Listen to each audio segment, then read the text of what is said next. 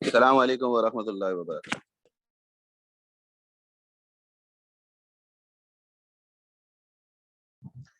وعلیکم السلام ورحمۃ اللہ وبرکاتہ.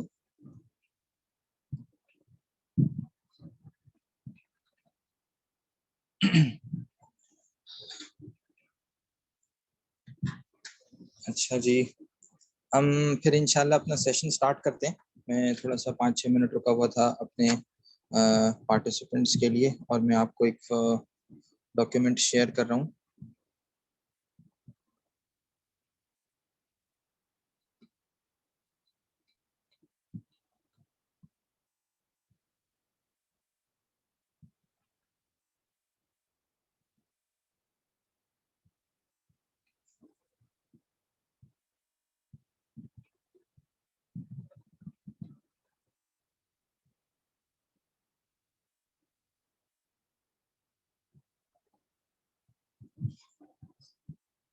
یہ ڈاکیومنٹ آپ کے سامنے ویزیبل ہوگا. یہ پی پی ٹی ہے جس کے اوپر فیملی بزنس گائیڈ لائنس لکھا ہوا ہے.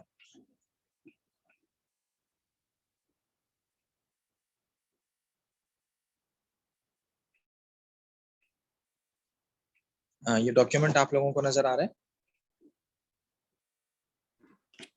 جی الحمدللہ. اچھا جی، اور میری آواز بھی آپ کو کلیئر ہے؟ جی الحمدللہ مولانا. ٹھیک ہے جی. بسم اللہ الرحمن الرحیم، نحمدہ و نصلی و نسلم علی رسولہ الکریم. ایک منٹ میں ریکارڈنگ کنفرم کر لیں.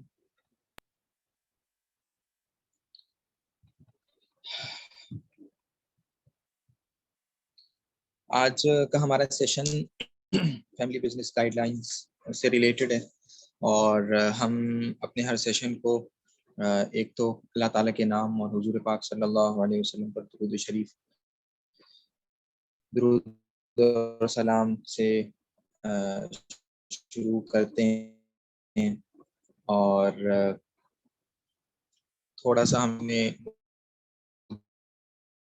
یہ بزنس ماڈل کا انٹروڈکشن ہے، اور اس کے بعد ہم ٹاپک پر آ جائیں گے. اور اس کی اس کا اسکوپ، اس کو بھی انشاءاللہ آگے ڈسکس کریں گے. میری اپنی 2014 علوم اسلامیہ بنور ٹاؤن سے کمپلیٹ ہوئی، اور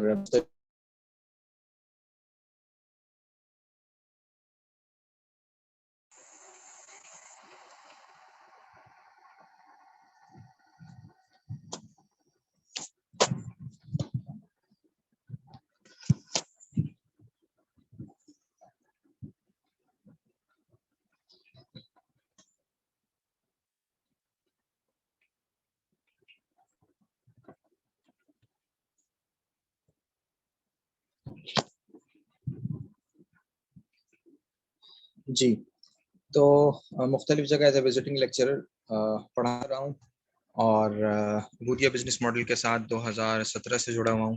مختلف آرگنائزیشنز میں شریعہ کمپلائنس کا کام کرنے کے اعتبار سے ایکسپیرئنس رہا. کچھ فتوے کی رسپانسبلٹیز بھی ہیں، اور کئی فتاوی بھی الحمدللہ لکھے. اور ایم فل میرا یونیورسٹی آف کراچی سے کمپلیٹ ہوا ہے، اور آج کل کچھ ٹیچنگ اور کچھ شریعہ کمپلائنس کے کاموں میں مصروف ہوں. عبودیہ بزنس ماڈل کیا ہے؟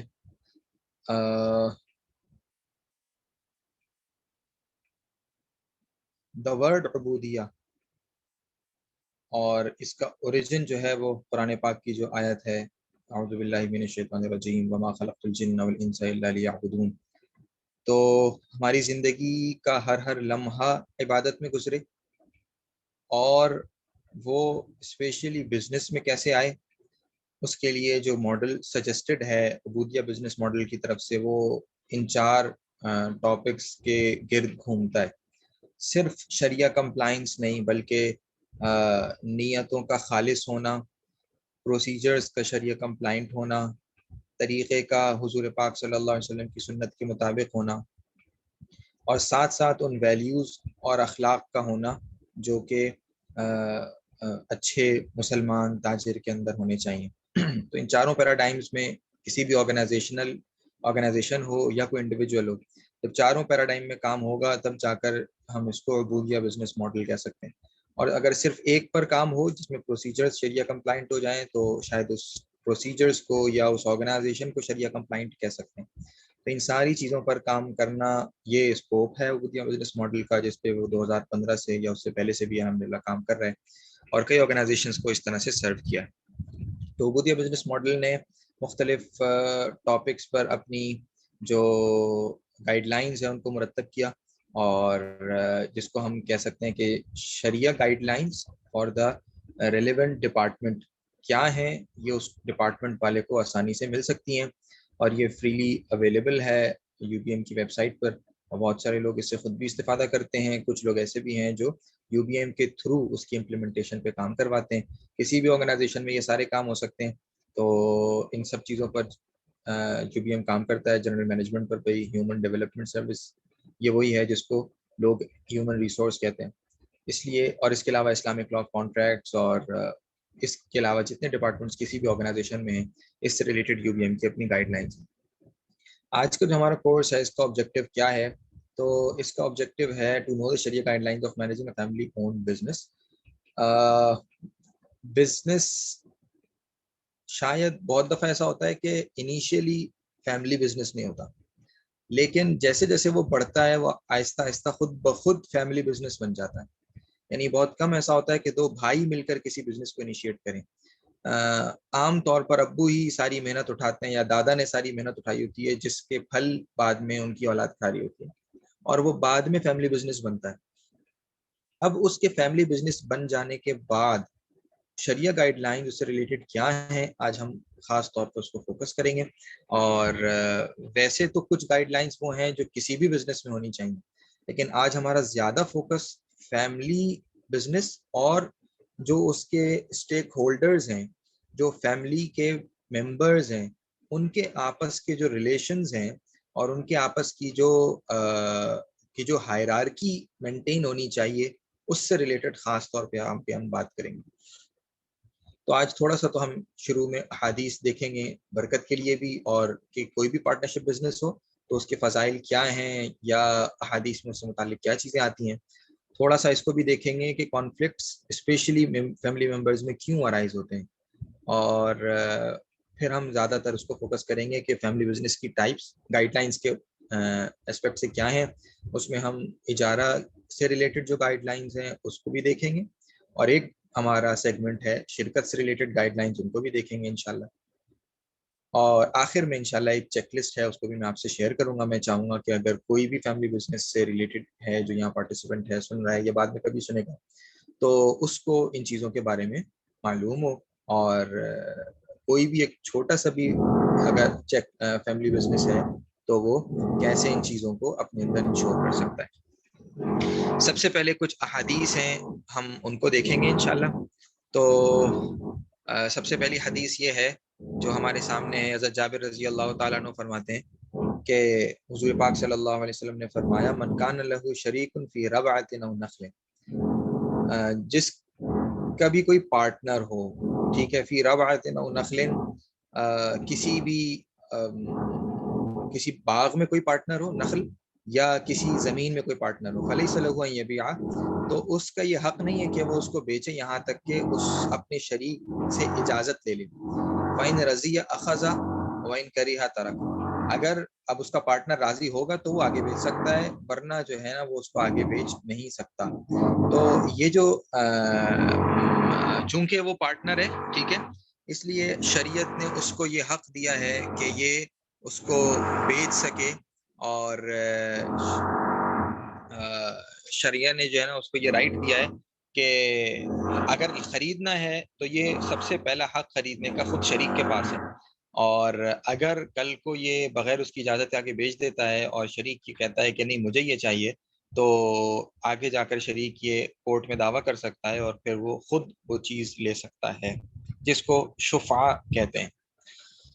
دوسری ایک حدیث ہمارے سامنے ہے جس کے اندر رسول اللہ صلی اللہ علیہ وسلم کے بارے میں ایک صحابی ہیں، انہوں نے فرمایا کہ جاہلیت کے زمانے میں آپ میرے شریک تھے۔ آپ صلی اللہ علیہ وسلم کو مخاطب کر کے کہا، جاہلیت کا مطلب یہ ہے کہ اسلام سے پہلے کا زمانہ، تو آپ بہترین شریک تھے، اور کن تلا تدارینی و کن تلا تمارینی، نہ آپ مجھ سے جھگڑا کرتے تھے اور نہ جو ہے وہ آپ مجھ سے لین دین میں کوئی خرابی پیدا کرتے تھے۔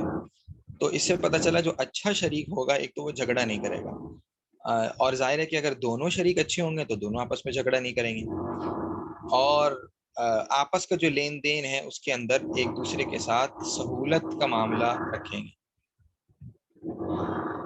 یہ تو کچھ احادیث تھیں، یہ اس لیے تاکہ اچھا پارٹنر کیسا ہوگا، چاہے وہ فیملی ممبر ہو تو اس کے اندر کیا کیا چیزیں ہونی چاہیے، اور یہ ہماری ایک ڈیٹیلڈ ورک شاپ اس سے بھی ریلیٹڈ ہے کہ پارٹنرشپ بزنس خود جو ہے نا وہ اس میں کون کیا فضائل ہیں اور کن کن چیزوں کا خیال رکھنا چاہیے احادیث کے کانٹیکسٹ میں۔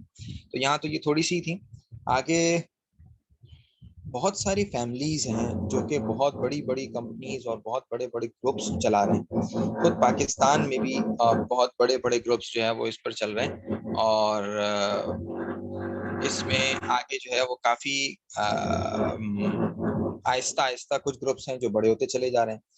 تو ایک ریسرچ یہ کہ 63% آف بزنس گروپس جو لسٹڈ فرمز ہیں اس میں سے فیملیز اون کرتی ہیں 20% کو، تو جو کہ دیکھنے میں تو لسٹڈ کمپنی ہے، جوائنٹ اسٹاک کمپنی ہوتی ہے، لیکن وہ اس کے شیئرز بہت سارے جو ہے نا فیملیز اون کر رہی ہوتی ہیں، اور وہاں پر یہ سارے ایشوز آتے ہیں جو ان کو ہم آگے دیکھ رہے ہیں یا دیکھیں گے۔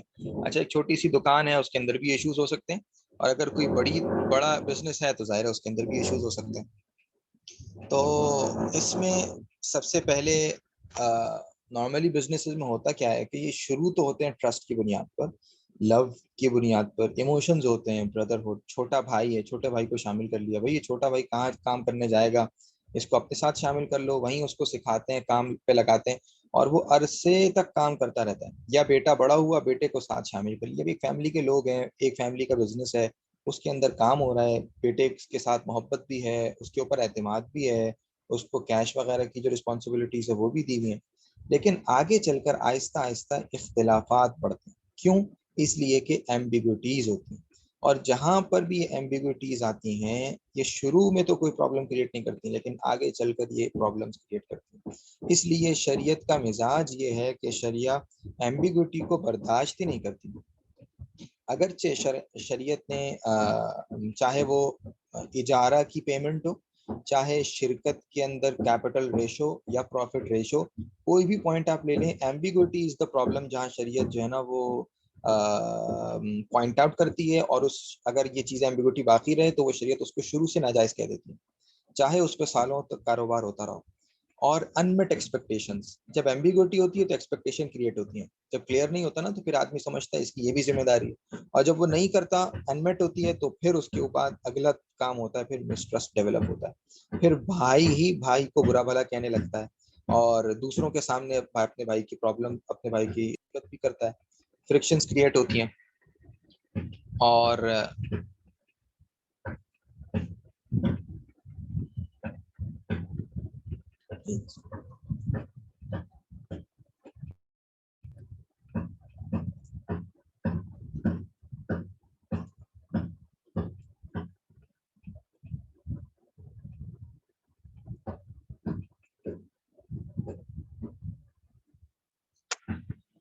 تو تیسری چیز جو ہے وہ مسٹرسٹ ڈیولپ ہوتا ہے، اور پھر جھگڑے تک اور بزنس کے ٹوٹنے تک بات پہنچتی ہے۔ عام طور پہ ریزنز کیا ہوتے ہیں کانفلکٹس کے؟ اچھا، آپ جو پارٹیسپینٹس ہمارے ان سب کا بہت واسٹ ایکسپیرینس ہے، تو بہت ساری چیزیں ہم نے خود بھی دیکھی ہوئی ہیں، تو اور لیکن یہ چیزیں ڈسکس کرنے کا مقصد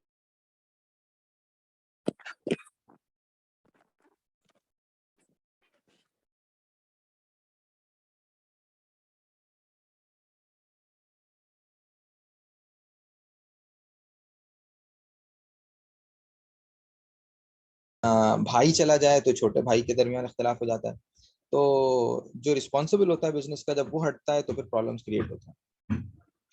اور بہت دفعہ میراث کے ایشوز ہوتے ہیں, میراث کی وجہ سے وہ بزنس پھر آ کے پنپ نہیں پاتا. کئی بار ٹیکسیشن کے ایشوز بھی ہوتے ہیں.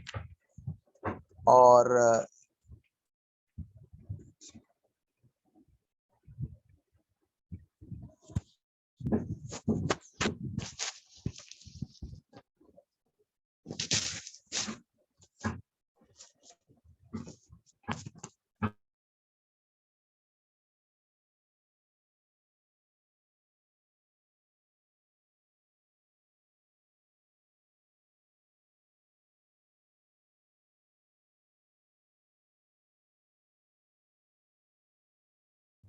شریک ہونا چاہ رہا ہے میں ان کو.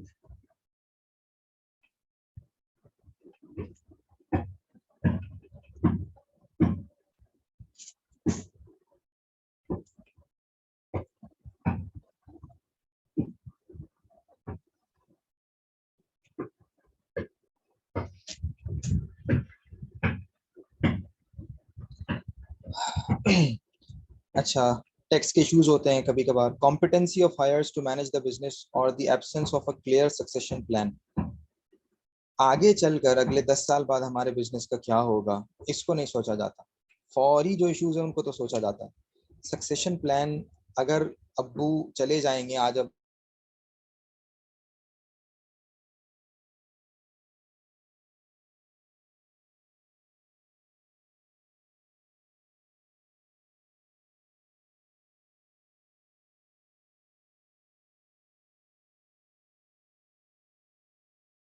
BBA میں اس کا موڈ ہی نہیں تھا پڑھنے کا, اور وہ انجینئرنگ کرنا چاہتا تھا یا وہ جاب کرنا چاہ رہا تھا کہیں, اور ہم زبردستی بعض دفعہ ان کو بچوں کو اپنے بزنس میں لانے کی کوشش کر رہے تھے. اسی طرح بینیفٹس جو ہے نا وہ اس کو اگر کسی بیٹے کو رکھا ہے, کیا گاڑی اس گاڑی اور اس کی مینٹیننس اور اس کا پیٹرول بزنس کی طرف سے ہوگا یا نہیں ہوگا. کبھی کبھار اس میں ایمبیگوٹی ہوتی ہے, یہ کلیئر نہیں ہوتا. اس کی وجہ سے کانفلکٹس ہوتے ہیں. ایک بھائی کو مل رہا ہے پیٹرول, دوسرے بھائی کو نہیں مل رہا, جس کی وجہ سے پرابلمز ہوتے ہیں. Individual involvement in the business, ایک آدمی سب کام کر رہا ہوتا ہے, دوسرا پارٹنر کچھ بھی نہیں کر رہا ہوتا. آگے چل کر یہ بھی کانفلکٹ کی وجہ بنتا ہے. Excessive drawing by some members of the family. ایک آدمی کی نیڈ زیادہ ہے, اس کے 5 بچے ہیں, اور دوسرے کیا ایک ہی بچہ ہے, وہ زیادہ پیسے لیتا ہے, یہ کم پیسے لیتا ہے. بالکل اس طرح کا کیس ایک دفعہ سامنے آیا, اور یہ پرابلم ہوئی کہ اب تک تو یعنی پرابلم نہیں ہوئی بیسیکلی, اب تک تو وہ خوش ہیں, لیکن ہم نے ان کو یہ ایڈوائز کیا کہ یہ پریکٹیکل نہیں ہے, اور آگے چل کر آپ کو اس قسم کے ایشوز ہو سکتے ہیں کہ ایک آدمی کہے کہ یہ زیادہ پیسے گھر کے لیے لے جاتا ہے اور کم پیسے لے جاتا ہے. اس کو بھی متعین کرنا ضروری ہے. کبھی کبھار اسپاؤسز جو ہے نا ڈائریکٹر کے طور پر جو ہے وہ شامل ہوتی ہیں, اور گھر کی وائف ہے وہ شامل ہے ایز اے ڈائریکٹر. اب اگر پرائیویٹ لمیٹڈ کمپنی ہے, بعض دفعہ ان کی سیلری بھی جا رہی ہوتی ہے. اب وہ کیوں جا رہی ہے یہ کوشچن مارک ہے. بعض دفعہ انفارمیشن شیئرنگ بھی ایک پرابلم ہوتی ہے.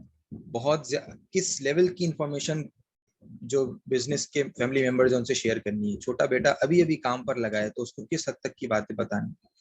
کبھی کبھار یہ ہوتا ہے کہ خود پہلے سے ہی بھائیوں میں پرابلم چل رہی ہوتی ہے جو کہ شفٹ ہو جاتی ہے پھر بزنس میں خود, اور پھر وہ بزنس میں لڑنے لگتے ہیں. وہ یعنی وہ گھر کا جھگڑا بزنس میں لے آتے ہیں. کبھی کبھار سن فادر کی رائولری ہوتی ہے, ابو کچھ اور چاہتے ہیں, بیٹا کچھ اور چاہتا ہے. ایسا کئی جگہ, ایسا ایک آدھ جگہ بھی دیکھا کہ بیٹا چاہتا تھا کہ کمپنی جو ہے نا وہ شریعہ کمپلائنٹ ہو, اور ابو نہیں چاہتے تھے, تو جس کی وجہ سے ان کے بزنس پہ پرابلمز آتے تھے. اچھا, conflict with managers and executives. کبھی کبھار مینیجرز اچھے نہیں, ایک بھائی کو مینیجر ایک اچھا لگ رہا ہوتا ہے, دوسرے کو اچھا نہیں لگ رہا ہوتا. بہت سارے ایشوز جو ہیں وہ ایمبیگوٹی کی وجہ سے, اور خاص طور پہ میں نے اس کو لسٹ ڈاؤن اس لیے کیا کہ یہ جو ہے وہ ایسی چیزیں ہیں جو کہ جو ہے نا ریڈ لائٹ ہے, جہاں پر بھی یہ نظر آنا شروع ہو تو اس کو غور سے دیکھنا چاہیے, اس کو سالو کرنے کے اقدامات کرنے چاہیے, ورنہ آگے چل کر بالکل بریک اپ اور بزنس کے ٹوٹنے تک بھی بات پہنچ سکتی ہے. فیکٹرز کیا ہوتے ہیں کہ فیملی بزنس چلتے چلتے فیلئر کی طرف چلا جاتا ہے. بہت دفعہ ایسا ہوتا ہے بیٹے کو کام دے دیا, بیٹے نے کام شروع کر دیا, لیکن بیٹا اہل ہی نہیں تھا, کیپیبل ہی نہیں تھا اس کام کے کرنے کا, لیکن چونکہ وہ بیٹا تھا اس لیے اس کو وہ کام دیا گیا. کبھی کبھار بزنس ریلیشن شپس، اسی کے اوپر ہم آگے جا کے بات کریں گے، وہ ایمبیگوس ہوتی ہیں. جو بیٹا آپ کے ساتھ کام کر رہا ہے، کیا یہ آپ کا امپلائی ہے؟ وہ کہتے ہیں نہیں. کیا یہ آپ کا پارٹنر ہے؟ وہ کہتے ہیں نہیں. تو وہ کیا ہے؟ کہتے ہیں بیٹا ہے. بھائی بیٹا اور باپ تو گھر میں ہوتا ہے. اگر آپ بزنس میں ہیں، اس کو لے کر آئے ہیں اور اس کو کچھ پیمنٹ بھی کر رہے ہیں منتھلی، اور کہتے ہیں کہ بھائی اس کو پاکٹ منی دے رہا ہوں فار ایگزامپل، تو وہ امپلائی ہے یا نہیں ہے؟ اچھا، یہ انہی والد صاحب کا انتقال ہوگا اور اس کے 2 بھائی جو باہر سے کام کر رہے ہیں وہ کہیں گے تم تو کچھ بھی نہیں کر رہے تھے، اور یہ کہے گا میں تو سب کچھ کر رہا تھا. رولز آر اینڈ جابس اور jobs are not clearly defined. کس کام آپ بیٹے کو کیا کام کرنا ہے کیا نہیں کرنا اس کو نہیں پتا ہوتا، جب تک کہ وہ 2 سال گزار نہیں لیتا اور یہ نہیں سیٹ کر لیتا کہ میں یہ والا ڈپارٹمنٹ سنبھالوں. تو 2 سال تک وہ آپ اس کو کہہ رہے ہوتے ہیں کہ وہ سیکھ رہا ہے، لیکن وہ ایمبیگوٹی میں وقت گزار رہا ہوتا ہے، اور شاید اس کے بعد بھی اسی طرح کچھ چل رہا ہوتا ہے. تو کون کتنی اس کو لبرٹی دینی ہے کام میں، کتنی نہیں دینی، یہ کلیئر نہیں ہوتا. اتھارٹیز کلیئر نہیں ہوتی، کس حد تک وہ کام کر سکتا ہے نہیں کر سکتا. اسی وجہ سے پرانے مینیجرز کو نئے آنے والے بچے اکثر پسند نہیں آتے. Family members are not properly aligned with Islamic values. یہ ایک بہت بڑا ایشو ہے.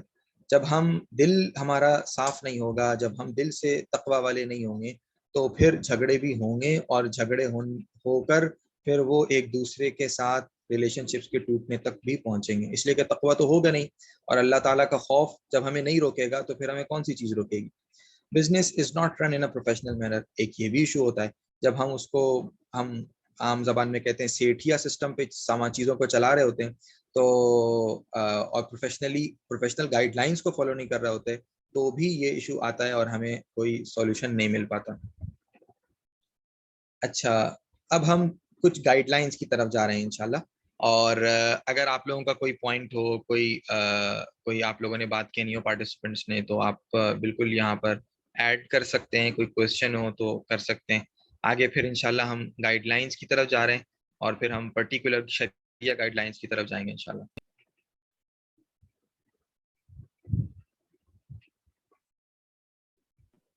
جزاک اللہ مولانا، بہت شکریہ.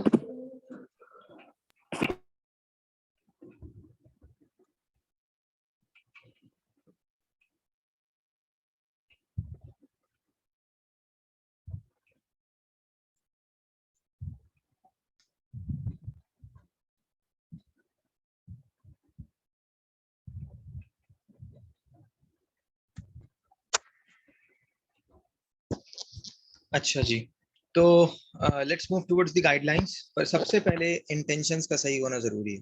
حضور پاک صلی اللہ علیہ وسلم کی دعا ہے، اللہم مصرف القلوب صرف قلوبنا علی طاعتک. دلوں کا جمنا کسی چیز پر اور دلوں کا متوجہ ہونا کسی چیز پر، میں سمجھتا ہوں اس کو انٹینشن کہتے ہیں. یہ ایک انٹینشن کی ڈیفینیشن ہو سکتی ہے.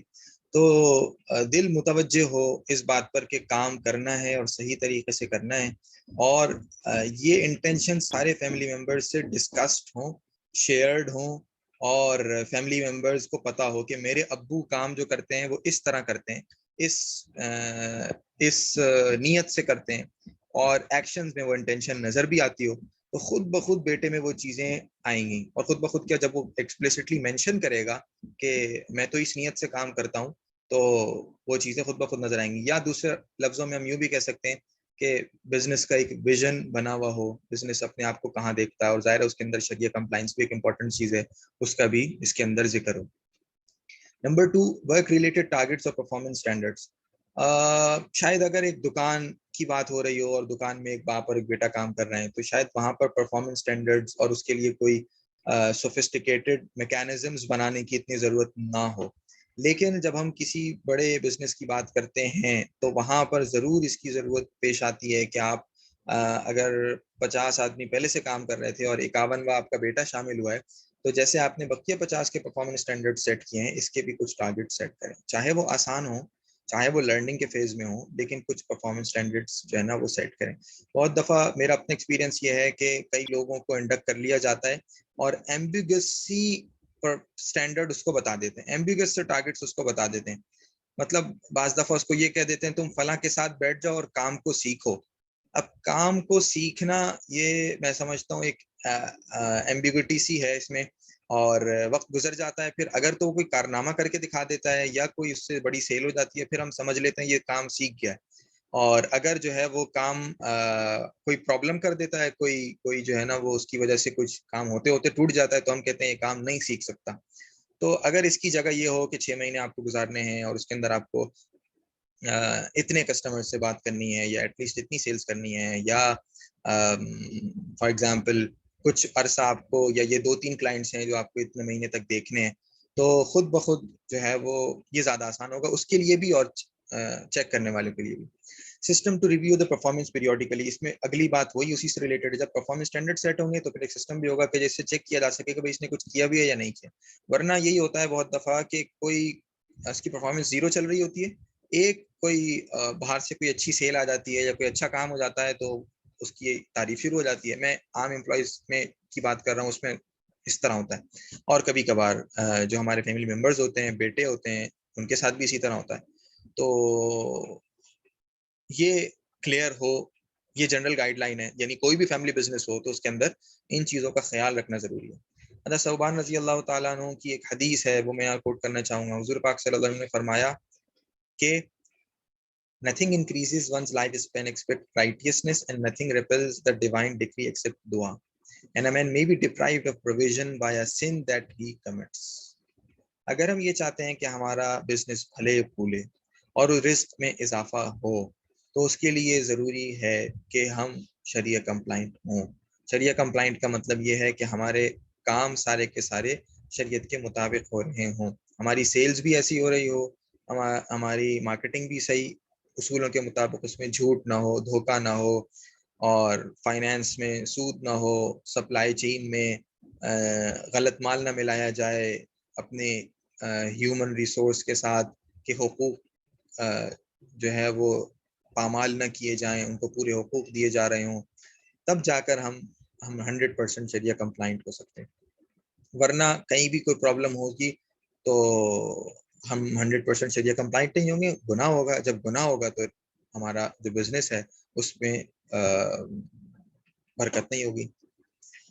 اب ہم آگے چلتے ہیں. 2 طرح کے کانٹریکٹس ہیں. یعنی سمپلی آپ کو یوں ہم کہہ سکتے ہیں کہ اگر آپ کے ساتھ آپ کا بیٹا کام کرتا ہے، چھوٹا بھائی کام کرتا ہے، تو یہ یا تو آپ کا امپلائی ہے ایک، یا وہ آپ کا پارٹنر ہے. تیسری کوئی پاسبل سچویشن نہیں ہے جو وہ ہو، یا تو امپلائی ہوگا یا پارٹنر.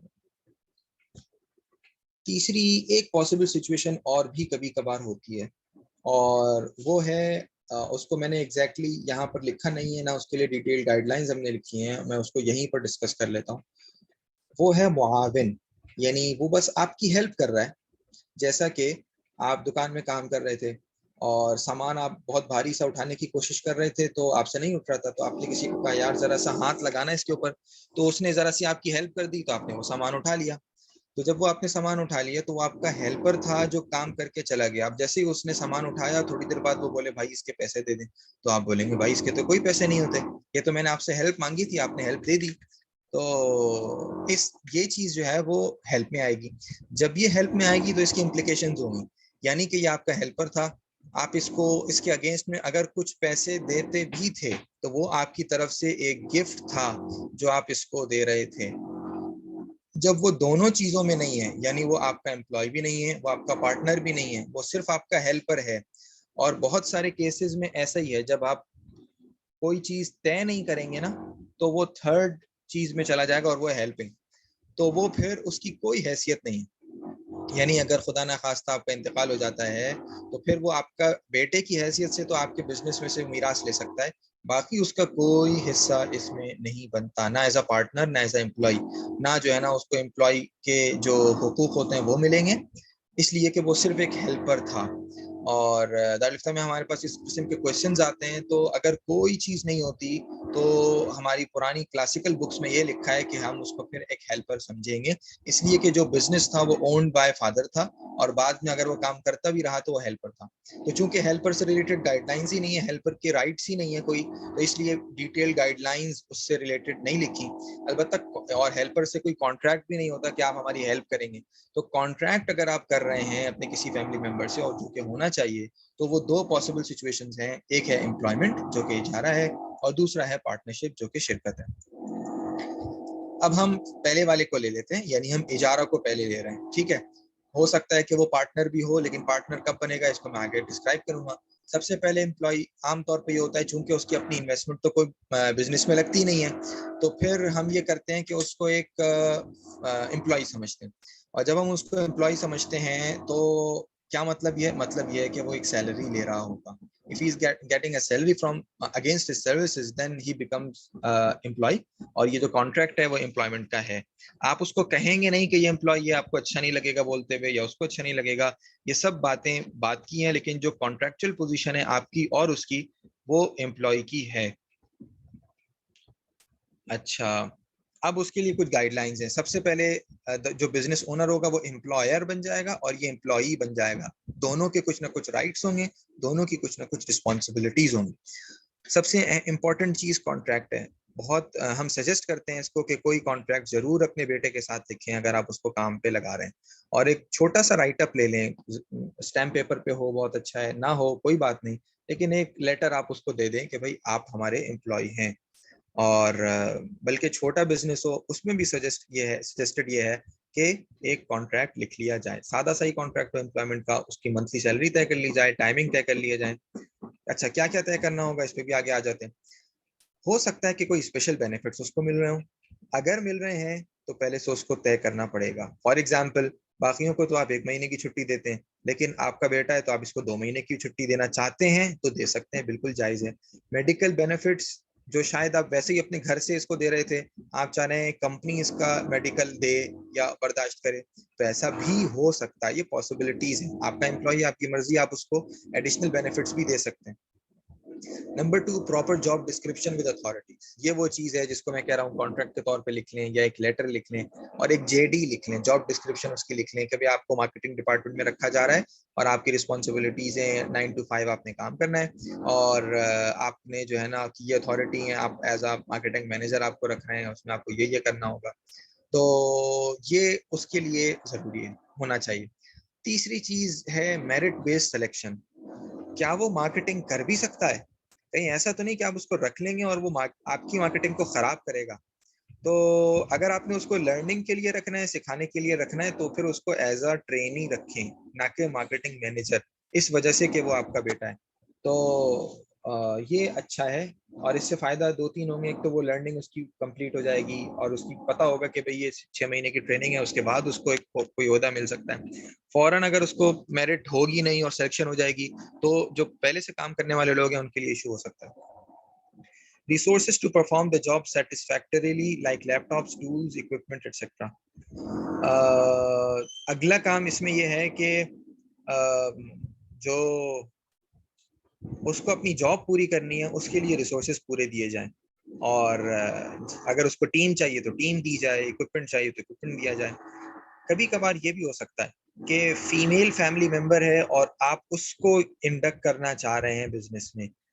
کبھی کبھار بیٹی کے لیے لوگ اس طرح کرتے ہیں کہ اس سے تھوڑا کام لے لیتے ہیں. کوئی آرکیٹیکچر ہوتی ہے, کوئی انجینئر ہوتی ہے, اور اس کو کچھ یا مارکیٹنگ اس نے پڑھی ہوتی ہے تو اس کو کام دے دیتے ہیں. اگر تو یہ 1 ٹائم ہے, یعنی کوئی چھوٹا کانٹریکٹ ہے, تو 6 مہینے کے لیے بھی اگر آپ اس کو رکھ رہے ہیں تو 6 مہینے کا بھی کانٹریکٹ کر لیں, اور اگر لانگ ٹرم رکھ رہے ہیں تو لانگ ٹرم رکھ لیں.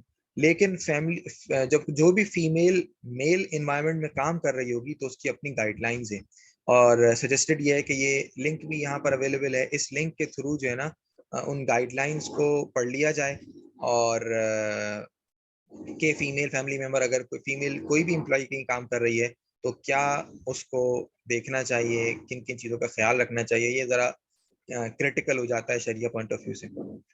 اچھا, اگر ڈیتھ ہو جاتی ہے کسی فیملی ممبر کی, ٹھیک ہے, اور اس فیملی ممبر وہ امپلائی ہے, اس لیے کہ کوئی انویسٹمنٹ اس کی نہیں ہے, تو 2 پاسبل سچویشنز ہیں. وہ پاسبل سچویشنز یہ ہیں کہ جو اس کا بزنس کا شیئر ہے وہ اس میں اس کا کوئی حصہ نہیں ہوگا. اس being a partner, being a بیٹا, بینگ اے سن تو ہے, اس لیے کہ وہ بیٹا ہے اور اس کا ایک جو میراث میں جو حصہ بنتا ہے وہ تو بنے گا, لیکن اس کا کوئی حصہ ایسا پارٹنر اس میں نہیں ہوگا, اس لیے کہ اس کی کوئی انویسٹمنٹ ہی نہیں تھی. صرف کام کر لینے سے, صرف سروسز دینے سے کبھی بھی کوئی پارٹنر نہیں بن جاتا.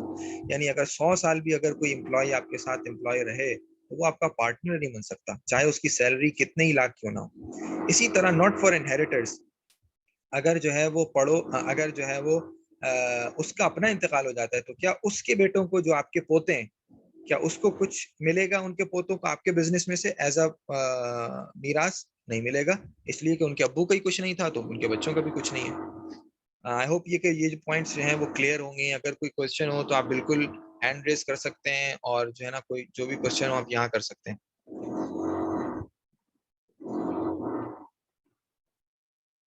Before and after induction, the family member should be aligned with Islamic values. ایک تو ہم یہ چاہ رہے ہیں کہ اگر کسی چھوٹے کو بھی آپ شامل کر رہے ہیں تو اس کو اسلامکلی جن چیزوں کا سیکھنا ضروری ہے وہ اس کو آتی ہوں، کوئی اس نے کورسز کیے ہوئے ہوں، فار ایگزامپل مارکیٹنگ اگر پڑھ رہا ہے تو اسلامک مارکیٹنگ کس طرح ہوتی ہے وہ اس کو آتی ہو، وہ اس نے سیکھی بھی ہو، اور اس کے جو ریلیجس رولنگز ہیں اس کو وہ سمجھتا ہو کہ مارکیٹنگ میں اگر یوں کہہ دیا جائے تو وہ ناجائز ہو جاتا ہے، اور اگر فائنینس کر کے آ رہا ہے تو انٹرسٹ کی چیزوں کو سمجھتا ہو، اور وہ ایسا نہ ہو کہ آنے کے بعد آپ کے شریعہ کمپلائنٹ بنائے ہوئے بزنس کو نان شریعہ کمپلائنٹ بنا دے۔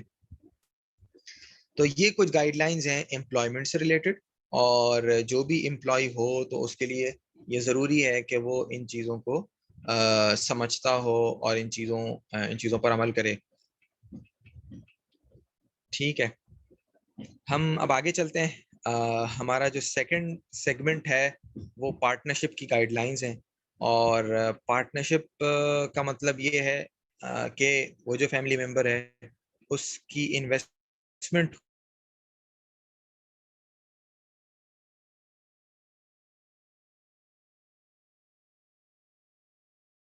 ہمارے بزنس میں، اور جب انویسٹمنٹ ہوئی بھی ہے تو کوئی پوائنٹ ہو، بات آپ لوگوں نے ڈسکس کرنی ہو، پانی آپ پاس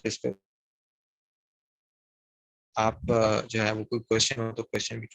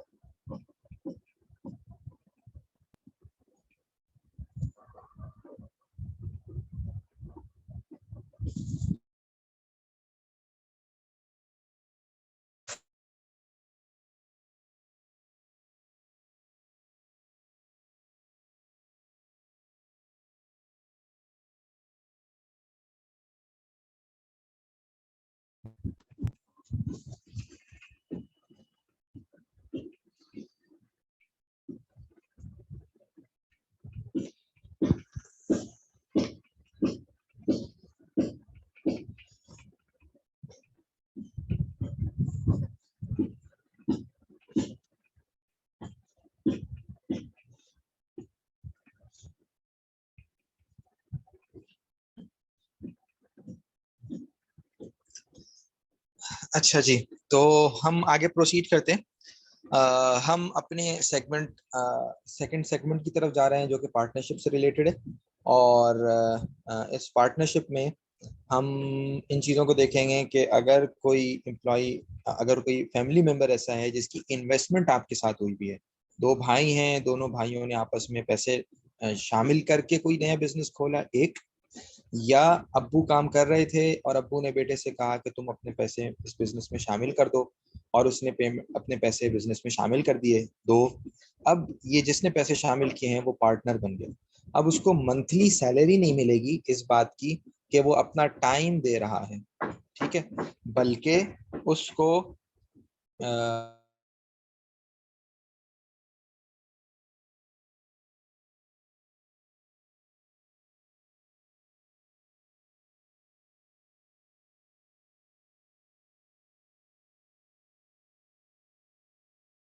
ابو نے کہا کہ بھائی ذرا بزنس میں لگا دو، یا مجھے مال منگوانا ہے ذرا پیسے دے دو، تو اس نے پیسے دے دیے۔ اچھا، یہ دینے کی دو صورتیں الگ الگ ہو سکتی ہیں۔ ایک تو یہ ہے کہ ابو نے قرضہ مانگا اور کہا کہ مجھے 5 لاکھ روپے دے دو، میں آپ کو واپس کر دوں گا، تو اس نے پیسے دے دیے۔ یہ تو سچویشن پارٹنر میں نہیں آئے گی، اس لیے کہ اس نے قرضے کے طور پر دیے، قرضے کے طور پر لیے۔ ہم بہت دفعہ جو ایشو فیس کرنا پڑ جاتا ہے ہمیں سوالات میں، اور جب کبھی فتوے میں یا جو کوشچنز آتے ہیں وہ یہ کہ کوئی کسی سے ہم جب یہ پوچھتے ہیں کہ بھائی جو آپ نے پیسے دیے تھے وہ قرضے کے طور پر دیے تھے یا انویسٹمنٹ کے طور پر دیے تھے, تو they have no answer for this question. وہ کہتے ہیں بس ابو تھے, ابو کو دے دیے. تو اگر ابو تھے, ابو کو دے دیے, تو پھر اب جھگڑنے کی کیا ضرورت ہے؟ تو اس وقت تو کچھ بھی کلیئر نہیں کرتے, نہ دیتے ہوئے ابو کلیئر کرتے ہیں, نہ بیٹا کلیئر کرتا ہے. اور بلکہ ایک اچھے دیندار تھے, انہوں نے اپنے ابو سے پیسے لے کے اپنے بزنس شروع کیا. تو میں نے ان سے یہی کوشچن ان سے کیا کہ میں نے کہا آپ نے اپنے ابو سے کوئی 10 لاکھ روپے لے کے کام شروع کیا, تو یہ ابو نے آپ کو قرضے کے طور پر دیے یا کیا دیے؟ تو ان کے پاس کوئی جواب نہیں تھا. اور میں نے کہا آپ اس کو پوچھ لیں ابو سے. تو کہہ رہے ہیں شرم آتی ہے, ابو سے کیسے پوچھوں؟ تو یہ ایمبیگوٹی ہے جو پرابلم کریٹ کرتی ہے. خیر, تو اگر تو یہ قرضہ نہیں ہے تو پھر یہ انویسٹمنٹ ہے. اگر یہ انویسٹمنٹ ہے, اس کے ساتھ ورکنگ بھی ہے, وہ کہتا ہے ابو میں آپ کا کام سیکھنا چاہتا ہوں, ساتھ میں کام کرنا چاہتا ہوں, چاہے وہ تھوڑی دیر کے لیے آتا ہو, زیادہ دیر کے لیے آتا ہو, زیادہ کام کرتا ہو, کم کرتا ہو, بہرحال وہ ورکنگ پارٹنر ہے. اور اگر سلیپنگ پارٹنر ہے, یعنی کہ وہ کہتا ہے میں کام نہیں کروں گا, میرے پاس ٹائم نہیں ہے, میرے پاس ایکسپرٹیز نہیں ہے, یا میں ویسے ہی نہیں کروں گا, تو پھر وہ سلیپنگ پارٹنر ہے. ٹھیک ہے. اور دونوں صورتوں میں سچویشن تھوڑی سی ڈفرینٹ ہو جاتی ہے, اس لیے کہ شریعہ پوائنٹ آف ویو سے ایک شرکت کا عقد بنتا ہے اور ایک مزاربت کا عقد بنتا ہے. سلیپنگ پارٹنر وہ ہے جس کا active role in the business نہ ہو except that he makes an investment and gets an agreed return, whereas the working partner is actively involved in the business operations. یہ ڈفرینس ہے دونوں میں. ایسے جو ہماری کلاسیکل بکس میں جو ڈیفینیشن رب المال کی لکھی ہے, رب المال وہی سلیپنگ پارٹنر جو کہ پیسے دیتا ہے اور پارٹیسپیٹ نہیں کرتا, اس میں یہ لکھا ہے کہ شرط یہ لگائی گئی ہو کہ وہ پارٹیسپیٹ نہیں کرے گا, اس لیے اس کے لیے الاؤ بھی نہیں ہوتا کہ وہ پارٹیسپیٹ کرے. اور ورنہ بعض دفعہ ہمارے یہاں سچویشن یہ ہوتی ہے کہ ایک بھائی ہے, اس نے پیسے لگائے ہوئے, وہ کہیں جاب کرتا ہے, لیکن سیٹرڈے سنڈے وہ فارغ ہوتا ہے تو وہ دکان پر آ جاتا ہے, دکان کا حساب کتاب کر دیتا ہے, دکان کے کچھ کام کر دیتا ہے. تو یہ سلیپنگ پارٹنر نہیں کہلائے گا, بلکہ یہ آپ سمجھیں اس کو لیس ایکٹیو ورکنگ پارٹنر کہلائے گا. یہ سلیپنگ پارٹنر یا رب المال نہیں کہلائے گا, اور یہ آپ مزاربت کبھی نہیں ہوگا بلکہ شرکت کا عقد ہوگا. اچھا, پارٹنرشپ کانٹریکٹ میں کیا ہونا چاہیے؟ تو دو چیزیں سجیسٹڈ ہیں. ایک تو یہ کہ amount of investment for each partner, بہت امپورٹنٹ بات ہے. اور میں آپ کو ایگزامپل دوں, ایک کیس یہ سامنے آیا کہ ایک صاحب کا بزنس ہے, اور وہ بزنس ہے دودھ کا, اور وہ بھینسوں کا دودھ جو ہے نا وہ نکال کے سیل آؤٹ کرتے ہیں مارکیٹ میں. اچھی ریپو بنی ہوئی ہے, اچھا روز کا روز دودھ بک جاتا ہے, کچھ بھی نہیں بچتا. لیکن پرابلم یہ ہے کہ وہ پیسے کچھ اور لوگوں سے بھی پیسے لیے ہوئے ہیں, اور لوگوں کا بھی پیسہ لگا ہوا ہے, اپنا بھی پیسہ لگا ہوا ہے, اور بہت فریکوینٹلی اس میں سے پیسے نکالتے رہتے ہیں اور ڈالتے رہتے ہیں. جب وہ اتنا فریکوینٹلی ڈالتے اور نکالتے رہتے ہیں کہ ان کو کیپٹل ریشو کے بارے میں کلیئر نہیں ہوتا کہ میرا کیپٹل ریشو, انویسٹمنٹ ریشو اس میں کتنا ہے, دوسروں کا ریشو کتنا کم ہو گیا, میرا ریشو کتنا بڑھ گیا. تو اور یہ پارٹنرشپ کانٹریکٹ کے اندر امپورٹنٹ ہے. نیا پارٹنر آتا ہے اور وہ بس وہ پیسے لے آتا ہے, اور یہ کلیئر نہیں ہوتا کہ ٹوٹل پارٹنرشپ میں میرا جو ہے نا وہ کتنا ریشو ہے. تو پارٹنرشپ کانٹریکٹ کے اندر یہ لکھنا ضروری ہے کہ میں 5 روپے کا حق یا 5% کا حقدار ہوں. ایک کیس یہ سامنے آیا کہ ایک بہت ماشاءاللہ دیندار تھے, اور وہ امپورٹ کر رہے تھے چیزوں کو چائنا سے یا تھائی لینڈ سے, اور مدد کے طور پر انہوں نے کہا کہ میں کسی اور کے پیسے لگا لیتا ہوں تاکہ اس کو کچھ نفع مل جائے, پروفٹ مل جائے. اور لیکن اس بات پر تیار نہیں تھے کہ میں اس کو اپنا کیپٹل ریشو نہیں بتا سکتا, اس لیے کہ اگر میں نے بتا دیا تو اس کو پتہ چل جائے گا کہ میرا بزنس کتنے کا ہے. تو یہ شریعہ پوائنٹ آف ویو سے ضروری ہے کہ پارٹنرشپ کانٹریکٹ میں amount of investment of each partner, جب ایک آدمی 2 لاکھ لا رہا ہے, دوسرا بھی 2 لاکھ لا رہا ہے, تو کیپٹل ریشو بھی اس سے کلیئر ہو جائے گا, اور اماؤنٹ جو ہے وہ بھی کلیئر ہونی چاہیے, کتنے پیسے آپ لا رہے ہیں, کتنے پیسے آپ شامل کر رہے ہیں. Number 2, the corresponding profit ratios. دوسری چیز جس کا کانٹریکٹ میں ہونا ضروری ہے وہ ہے پروفٹ ریشو. ایک شاید مسکنسیپشن ہو, بعض جگہ ہوتی ہے, لوگ یہ سمجھتے ہیں کہ جو کیپٹل ریشو ہے وہی پروفٹ ریشو ہے, اور وہی ہونا ضروری ہے, نہ اس سے اوپر ہو سکتا ہے نہ اس سے کم ہو سکتا ہے. ایک آدمی نے 2 لاکھ روپے لگائے, دوسرے آدمی نے 2 لاکھ روپے لگائے, اور 2 لاکھ 4 لاکھ روپے رکھ کر یہ 40 لاکھ سمجھ لیں, اس لیے کہ 4 لاکھ میں تو کوئی بزنس نہیں ہوتا. تو اس کو یہ سمجھنا کہ اب دونوں کا 50-50 ہی ہوگا, اوپر نیچے بالکل نہیں ہو سکتا. ایک آدمی وہ ہے جو سلیپنگ پارٹنر ہے, اس نے 50 لاکھ روپے لگائے, ایک آدمی ورکنگ پارٹنر ہے, اس نے 10 لاکھ روپے لگائے. تو ورکنگ پارٹنر اپنی ورکنگ کی وجہ سے زیادہ پروفٹ لے سکتا ہے, شرعاً یہ جائز ہے, اور اگر وہ کم لینا چاہے تو کم بھی لے سکتا ہے. البتہ سلیپنگ پارٹنر جو ہے اس کا زیادہ نہیں ہو سکتا. یعنی 50 اگر اس کی ریشو بنتا ہے 80-20 کا, تو 80% سے زیادہ پروفٹ یہ سلیپنگ پارٹنر نہیں لے سکتا, اس لیے کہ ورکنگ پارٹنر کا کیپٹل ریشو سے کم نہیں ہو سکتا, پروفٹ ریشو زیادہ ہو سکتا ہے, اور by the virtue of his working. تو اس وجہ سے پروفٹ ریشو الگ بھی ہو سکتا ہے, کوئی بات نہیں, لیکن پروفٹ ریشو کیا ہے وہ معلوم ہونا ضروری ہے. یہاں پرابلم کیا ہوتی ہے نارملی, وہ یہ کہتے ہیں کہ اگر کسی کے پیسے لیے ہیں تو چونکہ اس کو بھی اس سے زیادہ غرض نہیں ہوتی کہ بزنس اچھا جا رہا ہے یا کم جا رہا ہے, وہ کہتے ہیں میری انویسٹمنٹ کتنا ییلڈ کر رہی ہے مجھے یہ بتاؤ. تو وہ کہتا ہے کہ اگر میں 2 لاکھ روپے لگاؤں گا تو تم مجھے کتنا دو گے, تو 2 لاکھ کا کتنے % دو گے. جب percentage of investment as a profit ratio set ہو تو یہ سود بن جاتا ہے, انٹرسٹ ہو جاتا ہے. اس لیے یہ بہت امپورٹنٹ ہے کہ اس کو اس طریقے سے گیج نہ کیا جائے, بلکہ ٹوٹل پروفٹ کا پرسنٹیج جو ہے وہ گیج کیا جائے. اور جب آپ پارٹنر کسی کو بنا رہے ہیں تو پھر اس سے یہ ساری چیزوں کو ایک تو شیئر بھی کرنا پڑے گا, اور دوسرا یہ کہ اس کو پروفٹ میں سے شیئر دینا پڑے گا. ہاں ایک کام یہ ہو سکتا ہے, یعنی ایک کیس کے سامنے آیا کہ انویسٹمنٹ کسی نے کی, اس نے کہا اندازاً ہم بتانے کے لیے کہ بھائی اندازاً آپ کو کتنا پروفٹ ہو جاتا ہے, تو اس نے کہا جو لوگ 2 لاکھ روپے لگاتے ہیں ان کو تقریباً ہم مہینے کے 10,000 روپے دے دیتے ہیں, یا مہینے کے 20,000 روپے. تقریباً کا مطلب یہ زیادہ بھی ہو سکتا ہے کم بھی ہو سکتا ہے, اور یہ پروفٹ ریشو سیٹ کرنا پڑے گا. یعنی وہ پروفٹ ریشو کو سیٹ ایسے کریں گے کہ وہ جو انویسٹمنٹ کا 10% بنے تقریباً.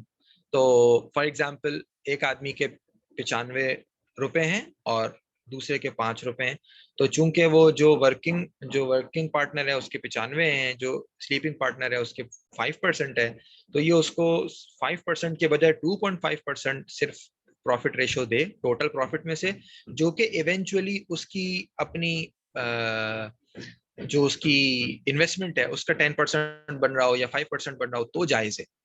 تو لیکن جو بیس ہوگی اصل جس کے اوپر ایڈجسٹمنٹ ہوگی ساری, وہ پروفٹ ریشو ہوگا جس کا سیٹ کرنا اور شیئر کرنا ضروری ہے. یہ چونکہ بالکل بیسک پارٹنرشپ کسی بھی اس میں ضروری ہے, تو اگر 2 بھائی آپس میں کر رہے ہیں تو بھی ضروری ہے, ابو نے بیٹے سے پیسے لیے ہیں تو بھی ضروری ہے, اور بہت اچھا یہ ہے کہ ریٹن کانٹریکٹ ہو جائے.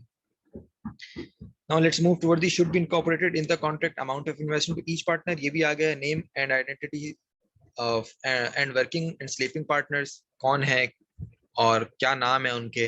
if the partner is for a specific duration تو یہ بھی آ جائے. کبھی کبھار ایسا ہوتا ہے کہ ہماری پارٹنرشپ کچھ وقت کے لیے ہوتی ہے, اور کبھی ایسا بھی ہوتا ہے کہ کنسائنمنٹ ہے, باہر سے منگایا چائنا سے تھوڑے وقت کے لیے, اور بس اس کے بعد جیسے یہ بک جائے گا تو ختم. یا سیزن بیسڈ ہوتی ہے, 14 اگست آ رہی ہے تو 14 اگست سے پہلے مال لیں گے, بنائیں گے, مارکیٹ میں بیچیں گے, اور بس 14 اگست کے بعد وہ چیزیں پھر اگر جھنڈے آپ کے بچ بھی گئے تو وہ کسی کام کے نہیں. تو اگر کوئی ڈیوریشن ہے اس کا اور وہ لمیٹڈ ٹائم کے لیے, تو وہ لمیٹڈ ٹائم بھی اس میں لکھا ہونا چاہیے. یہ میں نے بات کر دی کہ profit share of working partner can be higher. اچھا یہاں میں ایک پوائنٹ اور ایڈ کروں, فکس سیلری کا. ہمارے یہاں نارملی کیا ہو رہا ہے مارکیٹ میں کہ وہ ایک تو جتنی پرسنٹیج ہوتی ہے, پرسنٹیج آف کیپٹل ہے, اس کو فکس سمجھتے ہیں پروفٹ ریشو کے لیے, کہ اگر کسی نے 5 روپے لگائے ہیں 100 میں سے تو وہ اس کو 5% پروفٹ ہی دیتے ہیں. اور دوسرا کام یہ کرتے ہیں کہ اس کو فکس سیلری دیتے ہیں اس کی ورکنگ کے اگینسٹ. تو اس میں حکم یہ ہے کہ اس میں ایک تو جو شریعہ اسکالرز ہیں ان کے مختلف اوپینینز ہیں. کچھ اسکالرز نے تو اس کی بالکل بھی اجازت نہیں دی ہے کہ آپ اس طرح سیلری کو فکس کریں, اس لیے کہ if a person is working for his own business then he cannot be granted a salary for working for himself. تو وہ چونکہ اس کا اگرچہ 5% ہی ہو, چونکہ اس کا اپنا بزنس ہے, اس کے لیے وہ کام کر رہا ہے, تو اس وجہ سے وہ اس کی فکس سیلری ان کے نزدیک نہیں ہو سکتی.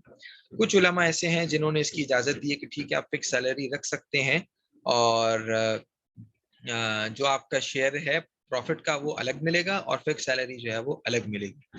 لیکن جو اکثر علماء انہوں نے اس کی اجازت نہیں دی ہے, اور جنہوں نے اجازت دی ہے مثال کے طور پر اس میں ہمارے جو مفتی رشید صاحب رحمۃ اللہ علیہ ہیں ان کا نام آتا ہے, اور بہت سارے ایسے اسکالرز ہیں جنہوں نے اس کی اجازت نہیں دی ہے. اور البتہ ایک پاسبلٹی ہے, اس لیے کہ جو پریکٹیکلی جو چیز نظر آئی اور لوگوں نے کہا کہ جی ہم فکس سیلری اس لیے رکھتے ہیں تاکہ ہمارا پروفٹ کم نظر آئے, اور جب پروفٹ کم نظر آتا ہے تو اس کے اوپر جو شاید ٹیکسز وغیرہ بھی اسی پوائنٹ آف ویو سے ہوتے ہیں. تو ایک ہے صرف اکاؤنٹنگ ٹرمز میں اس کو شو کرنا. تو میں نے اس کے لیے یہ سولوشن سجیسٹ کیا ان کو کہ اگر آپ اکاؤنٹنگ میں ایک سیلری شو کرنا چاہتے ہیں تو اچھا تو یہ اس میں بھی نہ کریں, اور آپ اس کو پروفٹ میں سے زیادہ شیئر دے دیں. اگر اس کی 5% انویسٹمنٹ ہے تو آپ اس کو 5% کے بجائے 7% یا 10% انویسٹمنٹ آف پروفٹ دے دیں. لیکن اگر آپ اس کو اکاؤنٹنگ میں لکھنا چاہتے ہیں اپنے اکاؤنٹنگ سافٹ ویئر میں یا اپنے اسٹیٹمنٹس میں, تو آپ سیلری اس کی لکھ دیں. یعنی آپ اگرچہ وہ مہینے کے 1-1 لاکھ روپے لیتا رہیں اور آپ اس کو لکھتے رہیں اور آپ اس کو سیلری ایکسپینسز میں شو کریں, اور تاکہ آپ کا پروفٹ کم شو ہو, اور لیکن بیس جو بنایا وہ اسی پروفٹ ریشو کو بنائے جو آپ نے پہلے سے سیٹ کیا تھا. اور اگر آپ نے مہینے کے 1-1 لاکھ روپے اس کو دے کر سال میں 12 لاکھ روپے اس کو دے دیے, اور ایونچولی جب آپ نے حساب کتاب کیا تو اس کا ٹوٹل پروفٹ جو اس کو بن رہا تھا وہ 15 لاکھ روپے بن رہا تھا, تو 3 لاکھ روپے اس کو اور دے دیں. اور اگر جو ہے نا وہ اگر 11 لاکھ روپے بن رہا تھا, نقصان ہوا, کچھ لاس ہوا, تو آپ اس سے 1 لاکھ روپے واپس لے دیں. تو اس طرح کا کام کیا جا سکتا ہے تاکہ آپ کے اسٹیٹمنٹس بھی مینٹین ہو جائیں اور آپ جو ہے وہ شریعہ کے جو رول ہے اس کو بھی فالو کریں. اگلی بات امپورٹنٹ یہ ہے, ہمارے پاس ٹائم خیر ابھی ٹائم ہے کچھ, ہم کوشش کریں گے انشاءاللہ جلد اس کو تقریباً کوئی 3:30 پہ جو ہے نا اس کو کمپلیٹ کر لیں گے, اور اس کے بعد آپ لوگوں کے کچھ کوشچنز ہوں تو وہ بھی دیکھ لیں گے, اور کچھ ایک چیک لسٹ ہے میں وہ چاہوں گا آپ لوگوں سے شیئر کروں, اور ایز اے ایکٹیویٹی ہم جو ہے نا اس چیک لسٹ کو فلفل کر لیں. اور میرا اندازہ یہ کہ آپ لوگوں میں سے کئی لوگ ایسے ہیں کہ جن کے اپنے اپنے بزنسز ہوں گے, اور شروع میں اصل میں ہم انٹروڈکشن آپ لوگوں کا نہیں لے سکے, اور اس کا ریزن یہ تھا کہ اس وقت کچھ لوگ ہمارے جو پارٹیسپینٹس ہیں وہ شامل نہیں تھے. تو ایسا کریں گے ہم کہ سیشن کے اینڈ میں جو ہے انشاءاللہ پھر انٹروڈکشن سب کا لے لیتے ہیں. اچھا, میں یہاں تھا کہ responsibilities of working partners in job description. جیسے ہم جاب جے ڈی بنانے کی بات کر رہے تھے ایک ایسے فیملی ممبر کے لیے جو کہ امپلائی ہے, اسی طرح سجیسٹڈ یہ ہے کہ اگر کوئی ورکنگ پارٹنر ہے تو اس کی بھی ایک جے ڈی بنے, اور اس کے اوپر یہ ساری چیزیں لکھی ہوں جیسے پروفیشنلی جاب ڈسکرپشن بنتی ہے. فائدہ کیا ہوگا, بہت کلیئر ہوگا. میں بلکہ ابھی ایک سینیریو مجھے یاد آیا, 2 بھائی ہیں اور ایک کی انویسٹمنٹ زیادہ ہے, ایک کی انویسٹمنٹ کم ہے, اور دونوں کو, اور دونوں میں یہ اس لیے میں اس کو تذکرہ نہیں کر رہا کہ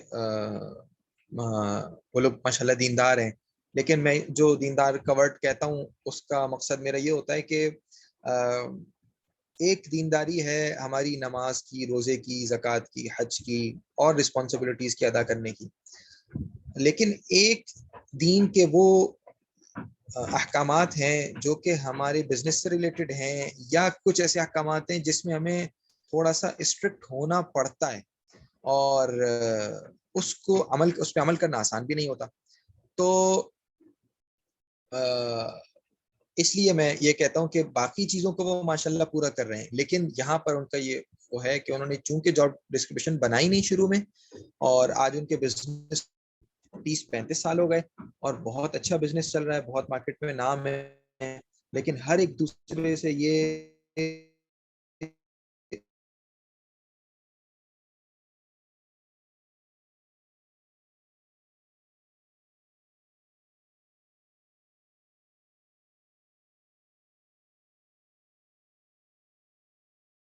یعنی ابو اور بیٹا ساتھ بیٹھتے ہی نہیں کبھی اس بات کے لیے کہ جی ہمارا بزنس ہے, ہم پارٹنرز ہیں, دونوں کی انویسٹمنٹ لگی ہوئی ہے, تو کبھی اس پہ ڈسکشن کریں کہ یہ بزنس کیسے چلنا چاہیے آگے, اور کیا اس کے ہرڈلز ہیں, کیسے اس کو ریزالو کرنا چاہیے.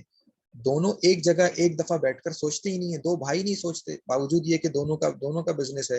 کچھ 5 کلائنٹس کو دوسرا ایک بھائی دیکھ رہا ہے, 5 کلائنٹ کو دوسرا بھائی دیکھ رہا ہے, اور دونوں آپس میں نہیں بیٹھتے, اور بلکہ دونوں کے کمرے الگ الگ ہیں اور دونوں الگ الگ بیٹھتے ہیں اور آپس میں ڈسکشن ہی نہیں کرتے, جس کی وجہ سے آپس میں آہستہ آہستہ اس قسم کی چیزیں پیدا ہو جاتی ہیں. تو پوائنٹ یہ ہے کہ ورکنگ پارٹنرز کی جاب ڈسکرپشن ہو اور ان کے رسپانسبلٹیز کلیئرلی اس میں لکھی ہوئی ہوں, تاکہ پتہ چلے کہ کون سی چیز کا سوال آپ نے کس سے کرنا ہے.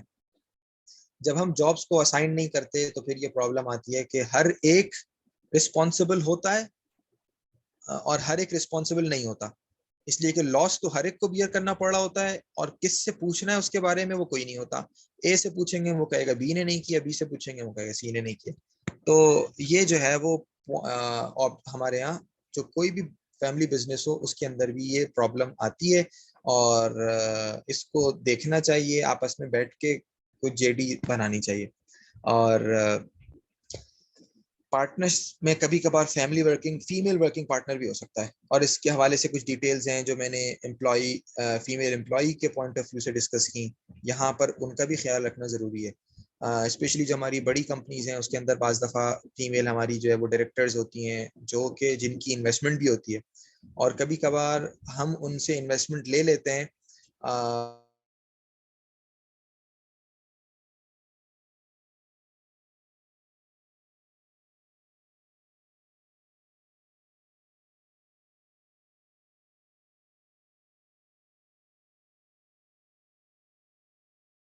اس میں کام کرنے کے لیے، تو وہی سیگریگیشن اور جو فیمیل سے ریلیٹڈ ایشوز ہیں ان کو فالو کرنا ضروری ہے. اس لیے کہ ہو سکتا ہے وہ آپ کی بیٹی ہو لیکن باقی جو امپلائیز ہیں ان کی تو محرم نہیں ہے، تو وہاں جو ایشوز ہیں ان کو بھی ایڈریس کرنا چاہیے. دوسرا پوائنٹ ہے not permissible to divide profits based on monthly results. ہاں میں اس کے لیے سینیریو ڈیولپ کرتا ہوں.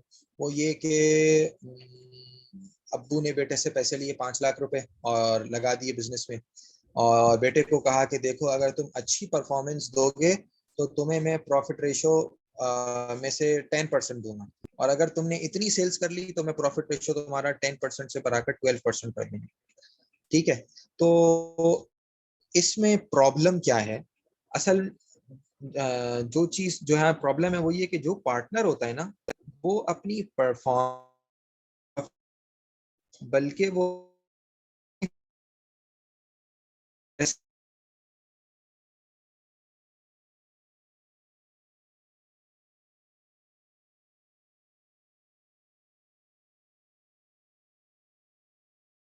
سب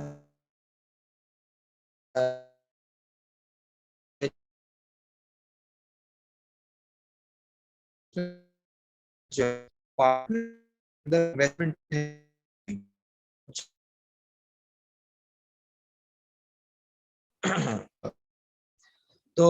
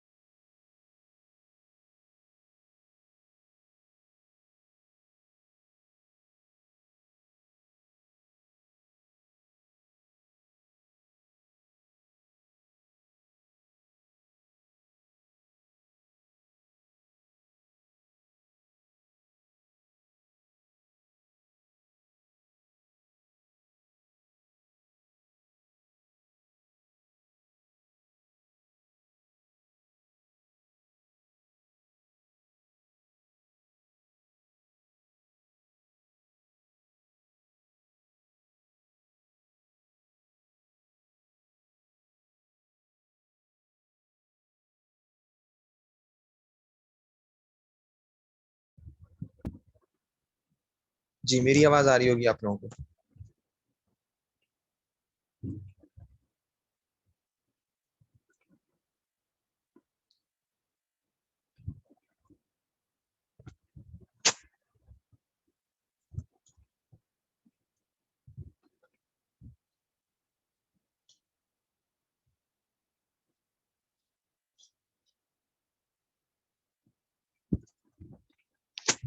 اچھا جی، تو لہٰذا اگر ایک ایسا امپلائی ہے، ایسا پارٹنر ہے جو کہ جس کی انویسٹمنٹ لگی ہوئی ہے اور وہ ورکنگ پارٹنر ہے، لیکن اس نے اس مہینے جو ہے وہ آیا اور آ کے سو جاتا تھا, کوئی کام نہیں کیا, اور مہینہ پورا گزر گیا, تو کیا منتھلی پروفٹ میں سے اس کو شیئر ملے گا؟ تو جواب یہ ہے کہ جی ہاں ملے گا.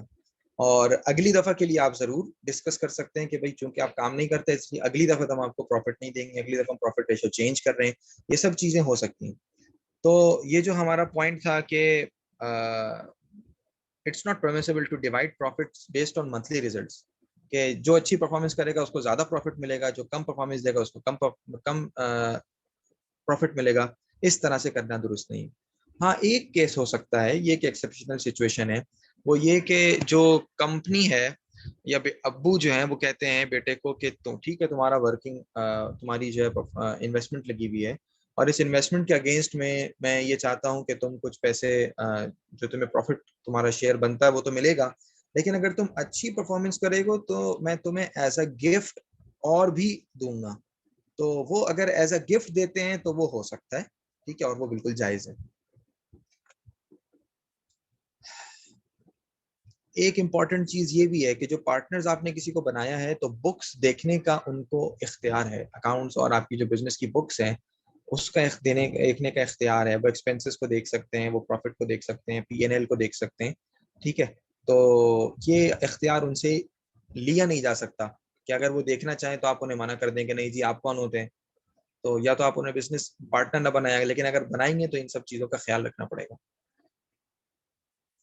اچھا, اگلا پوائنٹ یہ ہے کہ allocation of a certain portion of profits as charity is commendable. کچھ لوگ اس طرح سے نیت کرتے ہیں کہ جو پروفٹ ہمیں ملے اس میں سے 10% جو ہے نا وہ ہم اللہ تعالیٰ کے راستے میں دیں گے, یا کوئی کہتا ہے کہ جی میں غریبوں کو دوں گا. تو اس طرح سے کرنا بہت اچھی بات ہے, کوئی کرنا چاہے تو, لیکن ایک تو امپورٹنٹ چیز یہ ہے کہ آپ اپنے شیئر میں سے دے رہے ہیں یا سب کے شیئر میں سے دے رہے ہیں. اگر آپ سب کے شیئر میں سے دے رہے ہیں پھر تو آپ کو اجازت لینا ضروری ہے. ایک کیس ایسا سامنے آیا کہ وہ 1% جو ہے نا وہ اپنا پروفٹ نکال کر سب غریبوں کو دیتے تھے, تو لیکن ان کے انویسٹرز تو انہوں نے انویسٹر سے اجازت ہی نہیں لی ہوئی تھی, اور انویسٹرز عام طور پہ کبھی دیکھتے بھی نہیں ہے بکس, تو اور یا دیکھیں تو سمجھ بھی نہیں آتی بعض دفعہ ان کو. تو یہ ضروری ہے کہ آپ اپنے انویسٹر سے اجازت لیں کہ 1% ہم اس طرح شیئر, اور اگر وہ اجازت نہ دیں تو آپ ان کو وہ پیسے ان کے دے دیں. دوسرا پوائنٹ یہ ہے کہ اگر آپ سینٹینس اس طرح کا لکھ دیتے ہیں, میں نے خود ایک کانٹریکٹ میں لکھا ہوا دیکھا کہ 10% جو ہے نا ہم اس طرح سے شیئر کریں گے, تو اگر کوئی اس طرح سے لکھے تو بعض دفعہ یہ منت بن جاتی ہے, جس کو انگلش میں وہ کہتے ہیں. منت کا مطلب یہ ہے کہ آپ نظر مان لیتے ہیں کہ جو پروفٹ ہوگا اس میں سے میں اتنا دوں گا. اگر آپ یہ کر لیں گے تو پھر آپ کو تو وہ پیسے زکوٰۃ کے ایلیجبل کسی غریب ہی کو دینے پڑیں گے, مستحق کے زکوٰۃ کو دینے پڑیں گے. تو اور وہ پھر کبھی کبھار تھوڑی پرابلم بھی ہو جاتی ہے, اس لیے اچھا یہ ہے کہ آپ منت کا ورڈ یوز نہ کریں اور ویسے ہی نیت کر لیں, اور اگر آپ کرنا چاہتے ہیں اور انویسٹر سے اجازت لے لیں, یا اجازت نہیں دیتے وہ تو کم از کم اپنے شیئر میں سے اس طرح کر لیں, لیکن منت کا ورڈ اس کے لیے یوز نہ کریں. اگر کریں گے تو پھر تھوڑی سی باؤنڈریز آ جائیں گی, اور وہ یہ کہ وہ غریب ہی کو دینا ہوگا آپ کو, اور غریب سے مراد وہ جو زکوٰۃ کے لیے ایلیجبل ہو. یعنی اگر کوئی سید ہے تو آپ اس کو وہ نہیں دے سکیں گے آل دو یہ کہ وہ غریب ہو. اچھا, ایک سچویشن یہ ہے کہ اگر ایک پارٹنر ہے اس کا انتقال ہو جاتا ہے, ٹھیک ہے, اور پارٹنر کا انتقال ہو گیا اور اس کا بیٹا بیٹی جو ہے نا وہ کمپنی میں جاب کر رہے ہیں, لیکن وہ دونوں پارٹنر نہیں ہیں, then the share of the father will be distributed to the heirs as per Islamic guideline. The son or daughter will not get anything additional in view of their services. چونکہ وہ employee ہیں, partner نہیں ہیں, تو پھر ان میں جو کچھ تقسیم ہوگا وہ میراث کے اصول کے مطابق تقسیم ہوگا, اس سے زائد ان کو کچھ بھی نہیں ملے گا. یعنی بیٹا یہ نہیں کہہ سکتا کہ چونکہ میں زیادہ ٹائم دیتا ہوں بزنس میں اس لیے مجھے زیادہ پیسے ملنے چاہیے, بیٹی یہ نہیں کہہ سکتی کہ چونکہ میں زیادہ مشورے دیتی ہوں اس لیے مجھے زیادہ ملنا چاہیے, بلکہ یہ سب کچھ میراث ہے, اور میراث کے اندر جتنا شیئر اللہ تعالیٰ نے قرآن پاک میں بتایا اتنا ہی ملتا ہے, چاہے کوئی مشورے اس میں زیادہ دیتا ہو یا کم دیتا ہو. پارٹنرشپ گائیڈ لائنز میں ایک امپورٹنٹ چیز یہ ہے کہ نیو پارٹنر کو اگر کوئی انڈکٹ کرے تو وہ کس طرح سے کرے گا, اس کو بھی پہلے سے لکھ لینا چاہیے. اگر فیملی ممبرز بھی آپس میں کوئی پارٹنرشپ بنا رہے ہیں, بھائی چھوٹا بیٹا ہے, یعنی دو بھائی ہیں, عام طور پہ یہ ہوتا ہے دو بھائی ہیں, ایک کا بیٹا بڑا ہو گیا, ایک کا بیٹا بھی چھوٹا ہے, تو اب وہ جس کا بڑا بیٹا بڑا ہو گیا وہ بزنس میں اس کو شامل کرنا چاہ رہا ہے. اگر شامل کر رہے ہیں تو کس حیثیت سے کر رہے ہیں, کیا سیلری ہے اس کی, اور کیا کی سیلری ہے, یہ کس طرح اس کو کریں گے. اگر یہ پروسیجر پہلے سے طے ہو جائے تو بعد کے پرابلم سالو ہو جاتے ہیں. اس لیے کہ جو چھوٹا بھائی ہے اس کے بچے بھی چھوٹے ہیں, وہ ابھی بڑے ہوں گے تب, یا اس کا کوئی بیٹا ہی نہیں ہے, اس کی بیٹیاں ہیں, تو ایک جگہ پر اس طرح سے آپس میں یہ دیکھا کہ وہ دونوں بھائی آپس میں خوش نہیں تھے. دوسرا پوائنٹ ہے ایگزٹ پروسیجر. یہ بھی تو ہو سکتا ہے کہ دو بھائی ہیں اور پہلے سے طے کرنے کہ اگر ہم کبھی جائیں گے یا ہمیں ختم کرنا پڑا تو اس طریقے سے ختم کریں گے. اگر ہم اس کو پہلے سے طے نہیں کرتے تو اس میں یہ پرابلم ہوتی ہے کہ ایگزٹ کے وقت لڑائی جھگڑا ہی ہوتا ہے. اور میں نے خود ایک پارٹنرشپ کو دیکھا کہ ماشاءاللہ انہوں نے اس پارٹنرشپ کو ختم کیا, اور کوئی ضروری نہیں ہے کہ کوئی پارٹنرشپ ہمیشہ کے لیے چلے, لیکن وہ پارٹنرز اس پارٹنرشپ کو ختم کرنے کے بعد بھی آپس میں دوست تھے اور بہت اچھے دوست تھے, بلکہ ایک طرح سے ان کے درمیان شیخ اور مرید کا تعلق تھا اور وہ باقی رہا. ورنہ یہاں تو دو بھائی اگر آپس میں جدا ہو جائیں تو ان کا آپس کا تعلق کیسا ہو جاتا ہے, اور اگر دو خاندان اگر آپس میں جدا ہو جائیں تو وہ کبھی ایک دوسرے کی شکل نہیں دیکھتے, اور اگر دو بہنیں ایسی ہوں کہ جن کے خاندان آپس میں ٹوٹ جائیں, اور یا ایک کا بیٹا ایک کی بیٹی تھی اور وہ خاندان ٹوٹ گیا, تو وہ پھر کبھی کسی سے ملتے نہیں ہیں. جبکہ شریعت نے جو ہمیں چیز سکھائی ہے وہ اگر ایگزٹ بھی ہو, یعنی پہلی بات تو یہ کہ ایگزٹ ہونا کوئی بری بات نہیں ہے, وہ یہ نہ سمجھے کہ بھائی یہ دو کے درمیان جھگڑا ہوا ہے تبھی یہ جدا ہوں, تو ضروری نہیں ہے کہ جھگڑے کی وجہ سے کوئی جدا ہو, سب کے اپنے اپنے سرکمسٹانسز ہیں. تو اگر جدا بھی ہونا ہے, ایگزٹ بھی ہونا ہے, تو اس ایگزٹ کا پروسیجر ہو, پروسیجر لکھا ہوا ہو, اس کو فالو کر کے ایگزٹ ہو جائے. تو اگر ایک بھائی چاہتا ہے کہ بھائی مجھے آپ کے ساتھ بزنس اب نہیں کرنا, میں اپنا بزنس کرنا چاہتا ہوں, آپ مجھے اب میرا پیسہ نکال کے دے دیں, تو پھر اس کا جو طریقہ ہے وہ لکھا ہوا ہونا چاہیے. اور وہ طریقہ یہ ہو سکتا ہے کہ آپ جو باقی ہے وہ اس کا شیئر خرید لیں اور اپنے پاس سے کیش اس کو دے دیں, یہ بھی ہو سکتا ہے. پوری کمپنی کو ڈیزالو کرنا ہے, یہ بھی پاسبل ہے. یہ بھی ہو سکتا ہے دو بھائی کام کر رہے ہیں, دونوں فیملی ممبرز ہیں اور ایک کا انتقال ہو گیا, اب کیا ہوگا, دوسرا والا کیا کرے, یا تو وہ ایک پاسبلٹی یہ ہے کہ وہ کہتا ہے کہ بھائی اب میں پورا بزنس خود ہی لے لیتا ہوں اور اس کی ویلیویشن مارکیٹ سے کروا لے, اور ویلیویشن کروانے کے بعد جتنی پیمنٹ بنتی ہے وہ سب اس کے اپنے بھائی کو, یعنی بھائی کے ورثاء کو, انہیریٹرز کو دے دے. دوسرا آپشن یہ ہے کہ وہ جو جس کا انتقال ہوا ہے اس کے جو ورثاء ہیں, چاہے اس میں بیوی ہو, بیٹیاں ہوں, چھوٹی بیٹیاں ہوں, بڑے ہوں, سب کے سب, the heirs can mutually agree to continue the investment. یہ آپس میں ایک نیا کانٹریکٹ کر سکتے ہیں, نئے کانٹریکٹ کر کے یہ دوبارہ یہ اس کے پارٹنر بن سکتے ہیں. ظاہر ہے کہ اس کی ورکنگ کا طریقہ کار اور اس کی بیوی کا ورکنگ اس طرح کی نہیں ہوگی, تو ان سب کنسیڈریشنز کو سامنے رکھ کر ہی یہ آپس میں دوبارہ سے نیا کانٹریکٹ کریں گے. اور بہت اچھا یہ ہے کہ نیکسٹ آف کن جو ہے وہ ایک پارٹنرشپ کانٹریکٹ میں لکھ دیا جائے, تاکہ پتا ہو کہ بھائی ان کے سارے پیسے کس کو دینے. ڈسٹریبیوٹ تو وہ انہیریٹنس کے جو رولز ہیں, شریعہ گائیڈ لائنز, اس کے اکارڈنگلی ہی ہوگا, اس کے علاوہ کوئی اور پاسبل طریقہ نہیں. اچھا, performance standards for each job in periodical meetings, اس کو میں نے پہلے بتایا کہ پیریوڈیکل میٹنگز ہونی چاہیے, اس میں سیل ٹارگیٹس ہو سکتے ہیں, کچھ پروڈکشن ٹارگیٹس ہو سکتے ہیں, کوالٹی ریلیٹڈ ٹارگیٹس ہو سکتے ہیں, مارکیٹنگ کے کچھ ٹارگیٹس ہو سکتے ہیں کہ بھائی مارکیٹنگ میں وہ پلان ہم نے کیا تھا کہ 1,00,000 روپے کی مارکیٹنگ کریں گے اور اس نے 50,000 میں 80,000 میں وہی کام کر دیا جو ہم نے 1,00,000 میں کرنا تھا, بہت اچھی بات ہے, تو یہ ایک ایکسپینس ہے جو اس نے کم کر دیا. تو اس قسم کی چیزیں جو بڑی کمپنیز میں ہوتی بھی ہیں, اس کو چھوٹی جگہ بھی اپلائی کیا جا سکتا ہے, تھوڑی سی اس کے لیے لرننگ چاہیے.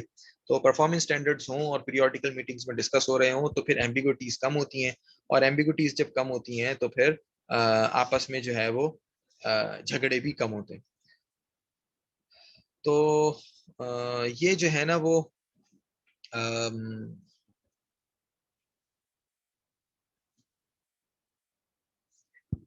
پوائنٹس تھے جس کو ہم نے یہاں ڈسکس کیا. آگے اس کے بعد ایک ایکٹیویٹی ہے, اور اس پہ جانے سے پہلے میں یہ چاہتا ہوں کہ آپ لوگوں کے کوئی کوشچنز ہوں, اور جو پارٹیسپینٹس ہیں ہمارے, اور کوئی پوائنٹ ہو تو ہم اس کو ڈسکس کر لیتے ہیں, اس کے بعد پھر ہم ایک ایکٹیویٹی اس کی طرف جاتے ہیں انشاءاللہ. تو میں آپ لوگوں کو انمیوٹ کر دیتا ہوں, اور یہ بھی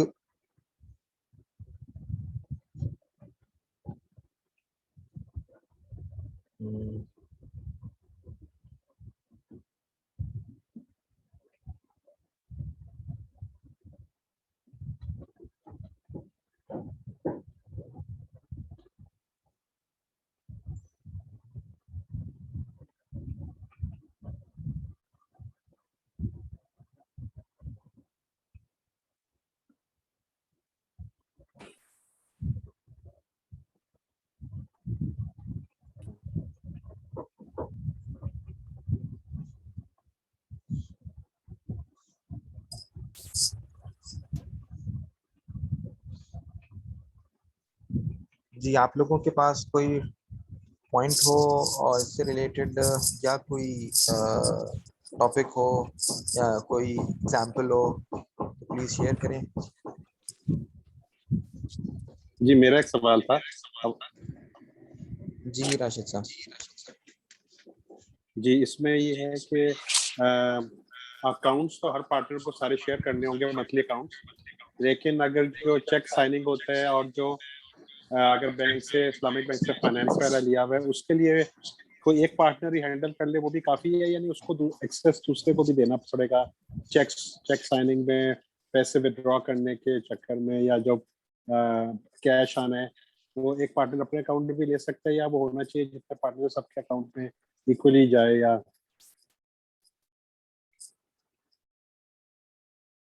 اگر چیک سائننگ کی اتھارٹی ہے یا بینک سے جو ہے وہ معاملات وغیرہ کرنے ہیں تو اس کو کیا ہر ایک کو اتھورائز کرنا ضروری ہے یا نہیں؟ تو اس کا جواب یہ ہے کہ نہیں, ہر ایک کو اتھورائز کرنا ضروری نہیں ہے, بلکہ یہ تو ایک رسپانسبلٹی ہے کہ آپ کو ڈیل کرنا ہے فائنینس کے ایشوز کو, تو وہ کوئی ایک ہی کرے, بلکہ بکس بنانا بھی ایک کام ہے. تو پوری اکاؤنٹنگ اور فائنینس مینٹین کرنا ایک ہی آدمی کرے, دوسروں کو صرف اتنا اختیار ہے کہ وہ دیکھ سکیں, بینگ این انویسٹر تو ان کو دکھایا جائے, ان کو منع نہ کیا جائے بس. اب جیسے ایک پارٹنر کو اللہ نہ کرے ایسی کوئی بیماری ہوگی کہ 2 مہینے وہ دفتر نہیں آئے, تو اب ان کا پارٹنرشپ جو ریشو ہے, جو پروفٹ کا ریشو ہے, اگر ان سے ریکویسٹ کی جا سکتی ہے کہ آپ کا ریشو, کیونکہ آپ کام کر نہیں سکے تو آپ کا ریشو اس 2 مہینے کے حوالے سے ہم پھر تھوڑا ایڈجسٹ کر دیں گے فار دس ایئر اونلی.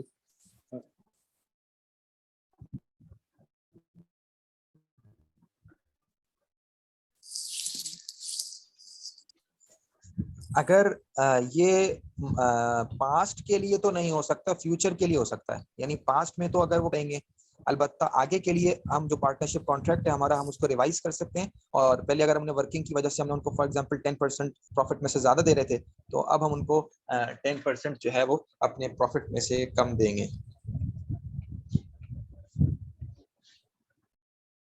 یعنی آگے کے لیے لیکن ان کا ایگری ہونا ضروری ہوگا آف کورس. جی ہاں, آگے کے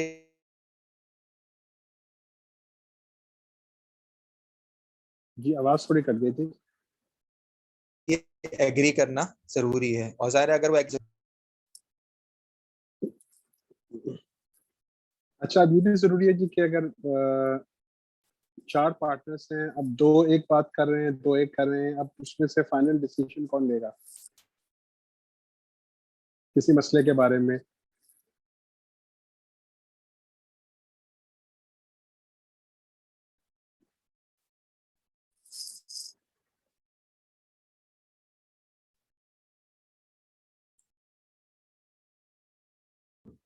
مجھے آپ کی آواز پلیز کلیئر نہیں آئی, اگر آپ دوبارہ سے پوچھ لیں پلیز. جی شکریہ.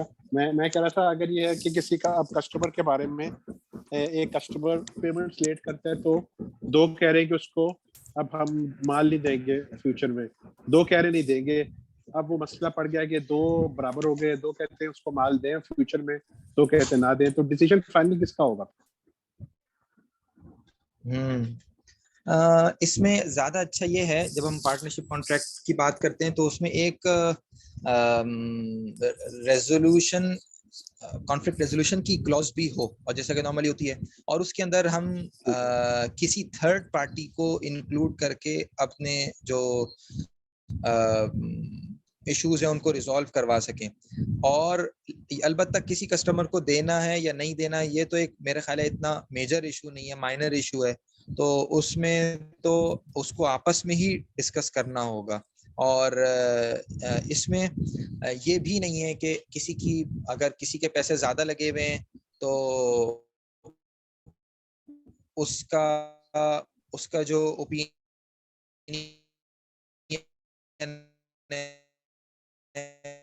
وہ ہمیشہ ضروری ہی سننا پڑے گا, اور بائنڈ نہیں کیا کہ کسی چیز کو فالو کیا جائے. البتہ اگر بہت ہی پرابلم ہو گئی ہے اور کوئی چیز کسی ایک حل تک نہیں پہنچ پا رہے, تو یہ تھرڈ پارٹی کو انکلوڈ کر کے کچھ آربیٹریشن کا کام ہو سکتا ہے. لیکن اگر پارٹنر سارے طے کر لیں کہ ہم ایک کو امیر بنا لیتے ہیں کہ ایک ہمارا جو فیصلہ کرے گا ہم سب اس کی بات مانیں گے, تو پھر تو ایشو سالو ہو جائے گا, کوئی بھی ایسا ایشو آئے. یہ تو سب سے اچھی سچویشن ہے, اور ویسے بھی کوئی میٹنگ ہو تو ظاہر ہے اس کے اندر ایک امیر بننا چاہیے, اور اور وہ جو ہے وہ فیصلہ کرے اور اس پہ سب لوگ راضی ہو جائیں تو یہ بالکل ٹھیک ہے. صحیح.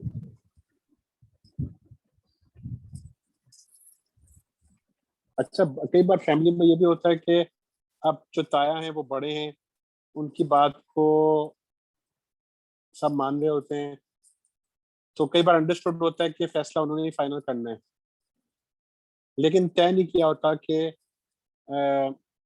ان کا فیصلہ ہی ہر وقت مانا جائے گا. لیکن طے نہیں کیا ہوتا ہے, خاص طور پر نئے بچے جب بزنس میں آتے ہیں تو ان کو کلیئر نہیں ہوتا ہے, وہ دیکھ تو رہے ہوتے ہیں کہ وہ فیصلہ کر رہے ہیں لیکن یہ کہ ریٹرن نہیں ہوتا. تو اس صورت میں پھر طے کروا لینا چاہیے تاکہ اس کو لکھا جائے, تاکہ بعد میں. جی ہاں, اچھا یہی ہے کہ یہ لکھا ہوا ہو اور کہ فیصلے جو ہیں وہ یہ کرتے ہیں, اور خاص طور پہ جس طرح کے جو بڑے فیصلے ہیں. اور ورنہ کئی دفعہ جو چیز دیکھنے میں سامنے آتی ہے نا, یہ جو چھوٹے ہیں ابھی یہ آہستہ آہستہ بڑے ہو جائیں گے, اور جب یہ بڑے ہو جائیں گے تو ہو سکتا ہے یہ بعد میں کہیں کہ ہم تو تایا کی بات کو نہیں مانتے, تو اس وقت پھر پرابلم کریٹ ہوگی کہ وہ یہ کہیں گے, پرانے لوگ کہیں گے کہ ہر دفعہ سے یہی فیصلہ کرتے ہیں, تو چھوٹے کہیں گے کہ ہر دفعہ کیوں کرتے ہیں, میں تو اس کو ایکسیپٹ نہیں کرتا.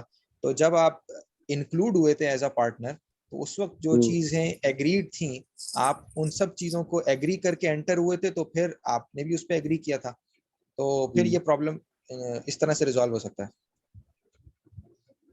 اچھا, کئی بار ایسے بھی ہوتا ہے کہ میجورٹی دیکھ رہے ہوتے ہیں کہ اس وقت جو سی ای او ہیں اس کمپنی کے, یعنی جن کو امیر بنایا ہوا ہے اس کمپنی کا یا سی ای او ہیں, تو باقی دیکھ رہے ہوتے ہیں نہیں اب اگر اس کے 4 پارٹنرز ہیں ان میں سے ایک سی ای او ہیں, تو 3 دیکھ رہے ہوتے ہیں کہ نہیں یار یہ ہمارے ساتھ, یا 2 دیکھ رہے ہوتے ہیں 2 یا 3 کے یہ نہیں ہمارے ساتھ اب کچھ زیادتی ہو رہی ہے, ہم ان کو مزید ان کے اندر کام نہیں کر سکتے.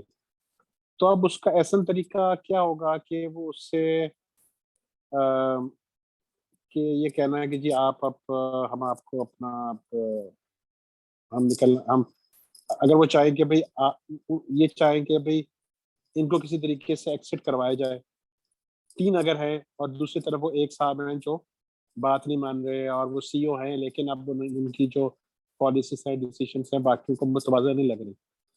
اب وہ 4 پارٹنرز میں سے ایک سی او ہیں اور جو باقی 3 ہیں وہ چاہتے ہیں کہ ان کو کسی طریقے سے ایکسٹ کروایا جائے, تو اس کا احسن طریقہ کیا ہوگا؟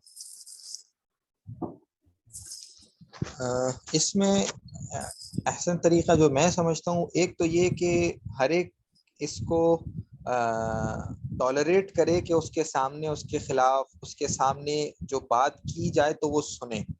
ہمارے ہاں ایک بہت دفعہ جو ایموشنل ہو جاتا ہے ایک بڑا اس بات پر کہ چھوٹے نے یہ کہا کیسے, چھوٹے نے یہ کیوں کہا, تو بجائے اس کے کہ وہ اس کے پیچھے ریزننگ کو دیکھے اور اسی کے اوپینین کو وے کر کے اس کو بتائے کہ دیکھو چھوٹے تمہارا یہ اوپینین جو ہے نا وہ اتنا اسٹرانگ نہیں ہے.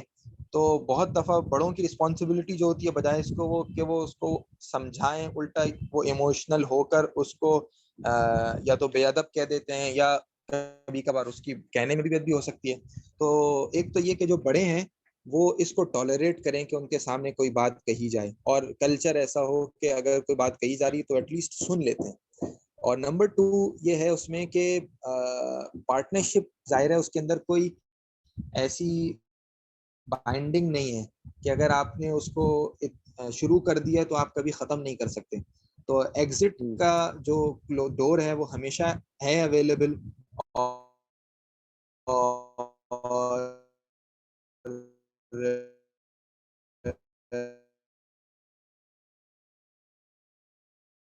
ایک تو یہ کہ ایک آدمی کا یہ ہے کہ ہمارے ساتھ الائن نہیں ہوتے, تو اس کا ریزن کبھی کبھار میٹنگز کا نہ ہونا ہوتا ہے. جب سارے ڈیسیجن ڈکٹیٹرشپ کی طرح سے لیے جا رہے ہوتے ہیں تو اس وجہ سے بھی پارٹنرز جو ہے نا وہ کہتے ہیں کہ ہم سے پوچھتے ہی کچھ نہیں ہے, اپنی مرضی سے کرتے ہیں.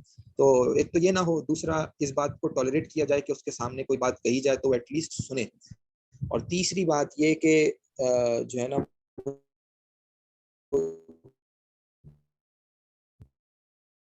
کانفلکٹ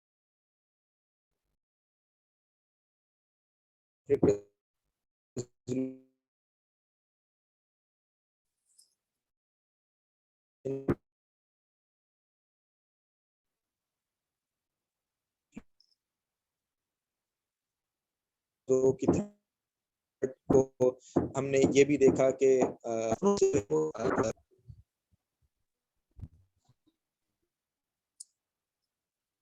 آواز میں ڈسٹربنس بھی زیادہ آ رہا ہے، پتہ نہیں۔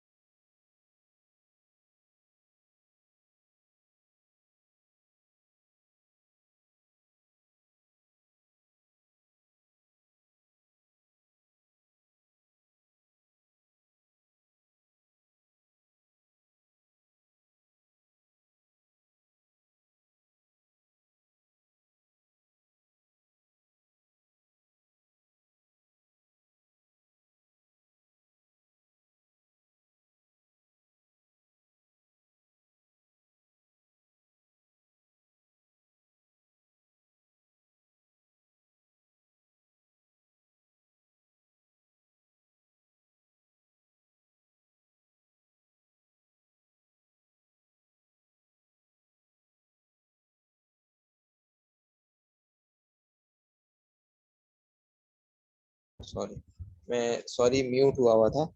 تو میں ایک کیس ڈسکس کر رہا تھا کہ ایک صاحب آئے کافی پریشان تھے. وہ تینوں بھائیوں میں سب سے چھوٹے بھائی تھے اور بڑے بھائیوں کے بیٹے شامل ہوئے. انہوں نے کام کرنا شروع کیا اور اچھی ایک جگہ سیٹ اپ بنا لیا انہوں نے اسی کام سے. تو اب وہ یہ چاہتے تھے کہ یہ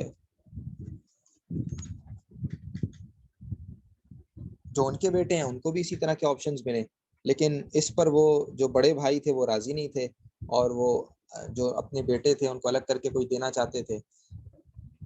اب جب میں نے یہ سجیشن ان کو دیا کہ بھائی اب آپ الگ ہو جائیں اور اپنا حصہ لے کے الگ ہو جائیں, تو ان کو خوف یہ تھا کہ اگر میں ان سے الگ ہو گیا تو میں دوبارہ سے اس طرح سے جو ہے وہ کھڑا نہیں ہو سکوں گا اور ایسا سیٹ اپ جتنا یہاں تک پہنچا ہے وہ نہیں بنا پاؤں.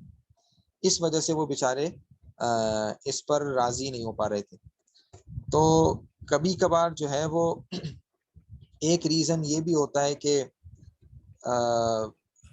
جو ایگزٹ آدمی چاہنے کے باوجود نہیں کر پا رہا ہوتا کہ ہم کہ جو اس کے ریمیننگ پارٹنرز ہوتے ہیں نا وہ اس کو آپشن نہیں دے رہے ہوتے. کمپٹیٹر وہ بن نہیں سکے گا یا کسی اور جگہ بھی جائے گا تو وہاں اس کے لیے پھر جو ہے وہ مشکل کریٹ کریں گے وہ. تو ایگزٹ کا دروازہ کھلا رہنا چاہیے. بلکہ اس پہ مجھے ایک بات یاد آئی, ہمیں یعنی پارٹنرشپ کو توڑنا تو کوئی غلط بات نہیں ہے نا, لیکن نکاح کو توڑنا تو شریعت نے پسند نہیں کیا اور فرمایا کہ یہ حلال چیزوں میں سب سے ناپسندیدہ چیز ہے اللہ تعالیٰ کے نزدیک. لیکن جب نکاح کو بھی ختم کرنا پڑ جائے اور تو اس کے لیے بھی شریعت نے آپشن دیا ہے کہ آپ کے پاس ایگزٹ کا راستہ ہے, آپ جانا چاہیں تو جا سکتے ہیں. تو اگر وہ اس کا بھی ایگزٹ ہو تو مستحب یہ ہے کہ شوہر اپنی بیوی کو ایک اچھا جوڑا تحفے میں دے, جس مستحب پر عام طور پہ عمل نہیں ہوتا. تو ہمارے یہاں تو پھر طلاق ہو جانے کے بعد تو کوئی شکل نہیں دیکھتا, جبکہ شریعت نے تو یہ بتایا کہ اب آپ نے گفٹ دینا اس کو. ایک تو عدت کا خرچہ ہے اس کا وہ دینا وہ الگ ہے, لیکن ایک گفٹ الگ سے. اب میں یہ سوچ رہا تھا کہ اس موقع پر گفٹ کی کیا وہ بنتی ہے. گفٹ تو آدمی کسی کے خوش ہونے پر دیتا ہے, کسی کارنامے پر دیتا ہے تو یہ گفٹ کا کون سا وقت ہے. لیکن اللہ سبحانہ و تعالیٰ یہ چاہتے ہیں کہ معاملہ جو کچھ ہوا لیکن آپس میں ایک دوسرے کے جو تعلقات ہیں اور جو حقوق ہیں وہ خراب نہ ہوں.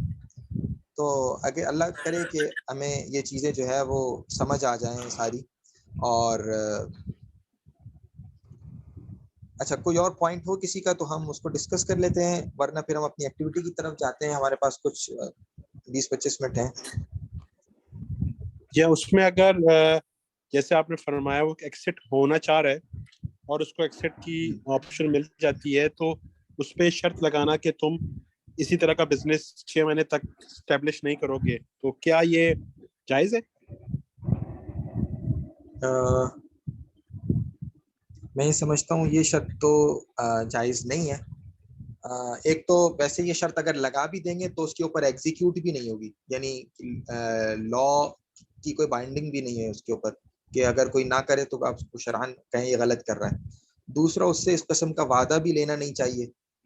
اور دوبارہ وہی بات ہے کہ ہم کمپٹیٹرز کو اپنا جو ہے وہ یہ سمجھتے ہیں کہ وہ ہمارا رسک لے کے چلا جائے گا, جتنا ہمیں ملنا چاہیے اتنا نہیں مل پائے گا. تو یہ تو اچھی بات نہیں ہے, اچھی بات بھی نہیں ہے, اور اگر کر لیں تو ایگزیکیوٹ بھی نہیں ہوگا. ٹھیک. اچھا میں نے ایک ڈاکیومنٹ ہے جو شیئر کیا ہے گروپ میں بھی, اور جو کچھ اس کے علاوہ کچھ واٹس ایپ پہ فون آئے تھے ان کو بھی. تو یہ جو ہے وہ ایک بیسیکلی اس میں 2 ڈاکیومنٹس ہیں, اور ہم جو اپنی ایکٹیویٹی کر رہے ہیں تو اس میں یا تو آپ کا بزنس یا کسی کا بھی بزنس اگر آپ کا اپنا نہیں بھی ہے تو وہ امپلائمنٹ کے سٹرکچر پر چل رہا ہوگا کہ آپ اپنے فیملی ممبر کو تنخواہ دے رہے ہوں گے یا اس کو پروفٹ میں سے ریشو دے رہے ہوں گے. تو ایک چیک لسٹ میں نے انہی پوائنٹس کی بیسس پہ بنائی ہے جو بھی ہم نے ڈسکس کیے ہیں. تو آپ لوگ اس کو اپنے پاس کہیں ڈاؤن لوڈ کر لیں. ایک آپشن یہ بھی ہو سکتا ہے کہ اگر آپ کے پاس ورڈ ایم ایس ورڈ ہے تو ایم ایس ورڈ پہ ڈاؤن لوڈ کر کے آپ ٹائپنگ بھی کر سکتے ہیں. اور ورنہ یہ ہے کہ آپ اس کو کویشچنز دیکھ لیں ڈاکیومنٹ میں سے, اور آنسرز اپنے پاس کہیں رف پیپر پہ کاغذ پہ لکھ لیں کہ آپ فار ایگزامپل میں کچھ کویشچنز جو لکھے ہوئے ہیں وہ پڑھتا ہوں. Have the intentions of doing business been clarified. اگر کوئی کویشچن سمجھ نہ آ رہا ہو تو آپ مجھ سے وہ پوچھ بھی سکتے ہیں کہ اس کا کیا مطلب ہے, ٹھیک ہے. اور اتھارٹیز کلیئرلی ڈیفائنڈ اور ناٹ. تو جن چیزوں کے بارے میں آپ سمجھتے ہیں کہ یس تو وہاں یس لکھ دیں, جن چیزوں کے بارے میں آپ سمجھتے ہیں نو تو نو لکھ دیں. کوئی ڈیٹیل لکھنا چاہیں تو وہ لکھ دیں. اس سے ایک فائدہ یہ ہوگا کہ آپ کا اپنا بزنس یا کوئی اگر آپ کا اپنا بزنس نہیں ہے کسی اور کے بزنس کو آپ ازیوم کر کے اپنا سمجھ کر ایک اپنی چیک لسٹ بناتے ہیں تو کن کن چیزوں میں آپ کمپلائنٹ ہیں, کن چیزوں میں شاید ایسا ہے کہ آپ کو مزید کمپلائنس کی ضرورت ہے, کن چیزوں میں آپ کو مزید کلیئرٹی کی ضرورت ہے, مسئلہ پوچھنے کی ضرورت ہے. تو اس کو آپ دیکھ سکتے ہیں. تو یہ تو کلیئر ہوگا آپ کو کہ یا تو آپ کے ساتھ جو فیملی ممبر ہے وہ امپلائی ہوگا یا پارٹنر ہوگا. ایسی ایک سچویشن یہ بھی ہے کہ آپ کا ایک بیٹا فار ایگزامپل پارٹنر ہو اور ایک بیٹا, یا ایک بھائی پارٹنر ہو اور ایک بھائی امپلائی ہو, یہ بھی ہو سکتا ہے, یا ایک بھائی ہیلپر ہو. تو آپ دونوں کو فل کر لیں. پھر بہرحال ہر صورت کے اندر یہ جو کویشچن جس میں لکھے ہوئے ہیں میرا خیال ہے زیادہ نہیں ہے, 10-12 کویشچنز ہوں گے. تو یہ 10-12 کویشچنز جو ہیں وہ آپ اپنے آپ سے پوچھیں, اور اپنے آپ سے پوچھنے کے بعد اس کو آنسر لکھ لیں اپنے پاس کہیں. پھر آپ خود سمجھیں کہ کوئی چیز آپ پوچھنا چاہیں تو پوچھ لیجیے گا, اور یا کسی چیز میں کوئی ڈیٹیل لکھنی ہو تو ڈیٹیل لکھتے ہیں. میرا خیال ہے یہ کلیئر ہوگا جو بات میں نے کہی ہے.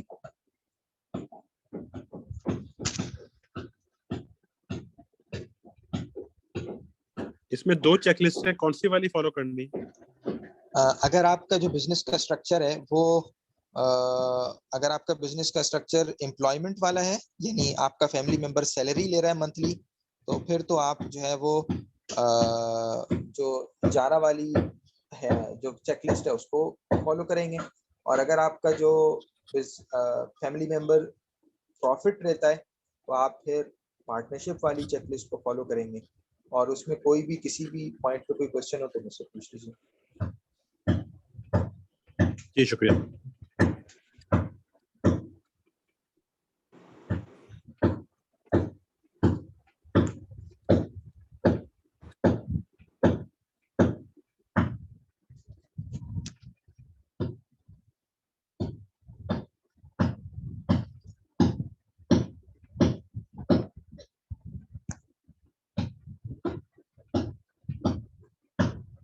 تو ہم انشاءاللہ 10 منٹ بعد پھر دوبارہ سے ملتے ہیں. 3:36 ہو رہے ہیں، انشاءاللہ 46 پہ ہم دوبارہ سے ملتے ہیں. جی ٹھیک.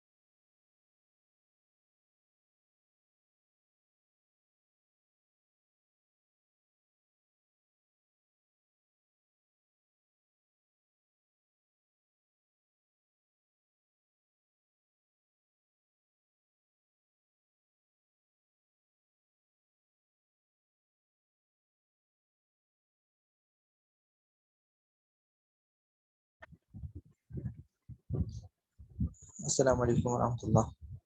اور پارٹیسپینٹس ابھی میرا خیال ہے وہ اپنی دوسرے کو کمپلیٹ کریں.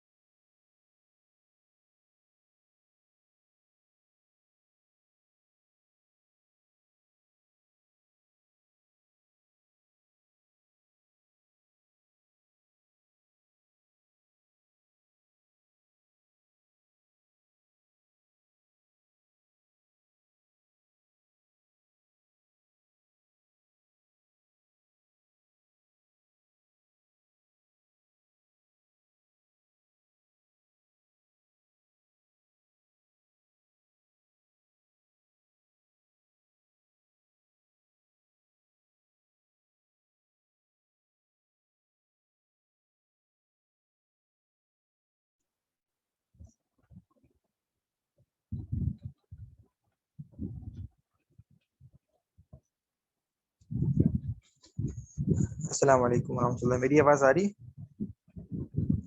میرا خیال ہے ہمارے پارٹیسپینٹس یا تو چیک لسٹ کو فل کر رہے ہیں یا کسی ریزن کی وجہ سے چلے گئے. میں نے گروپ میں میسج تو کر دیا ہے. البتہ کوئی کوشچن ہو یا کوئی پوائنٹ ہو تو ہم ڈسکس کر سکتے ہیں.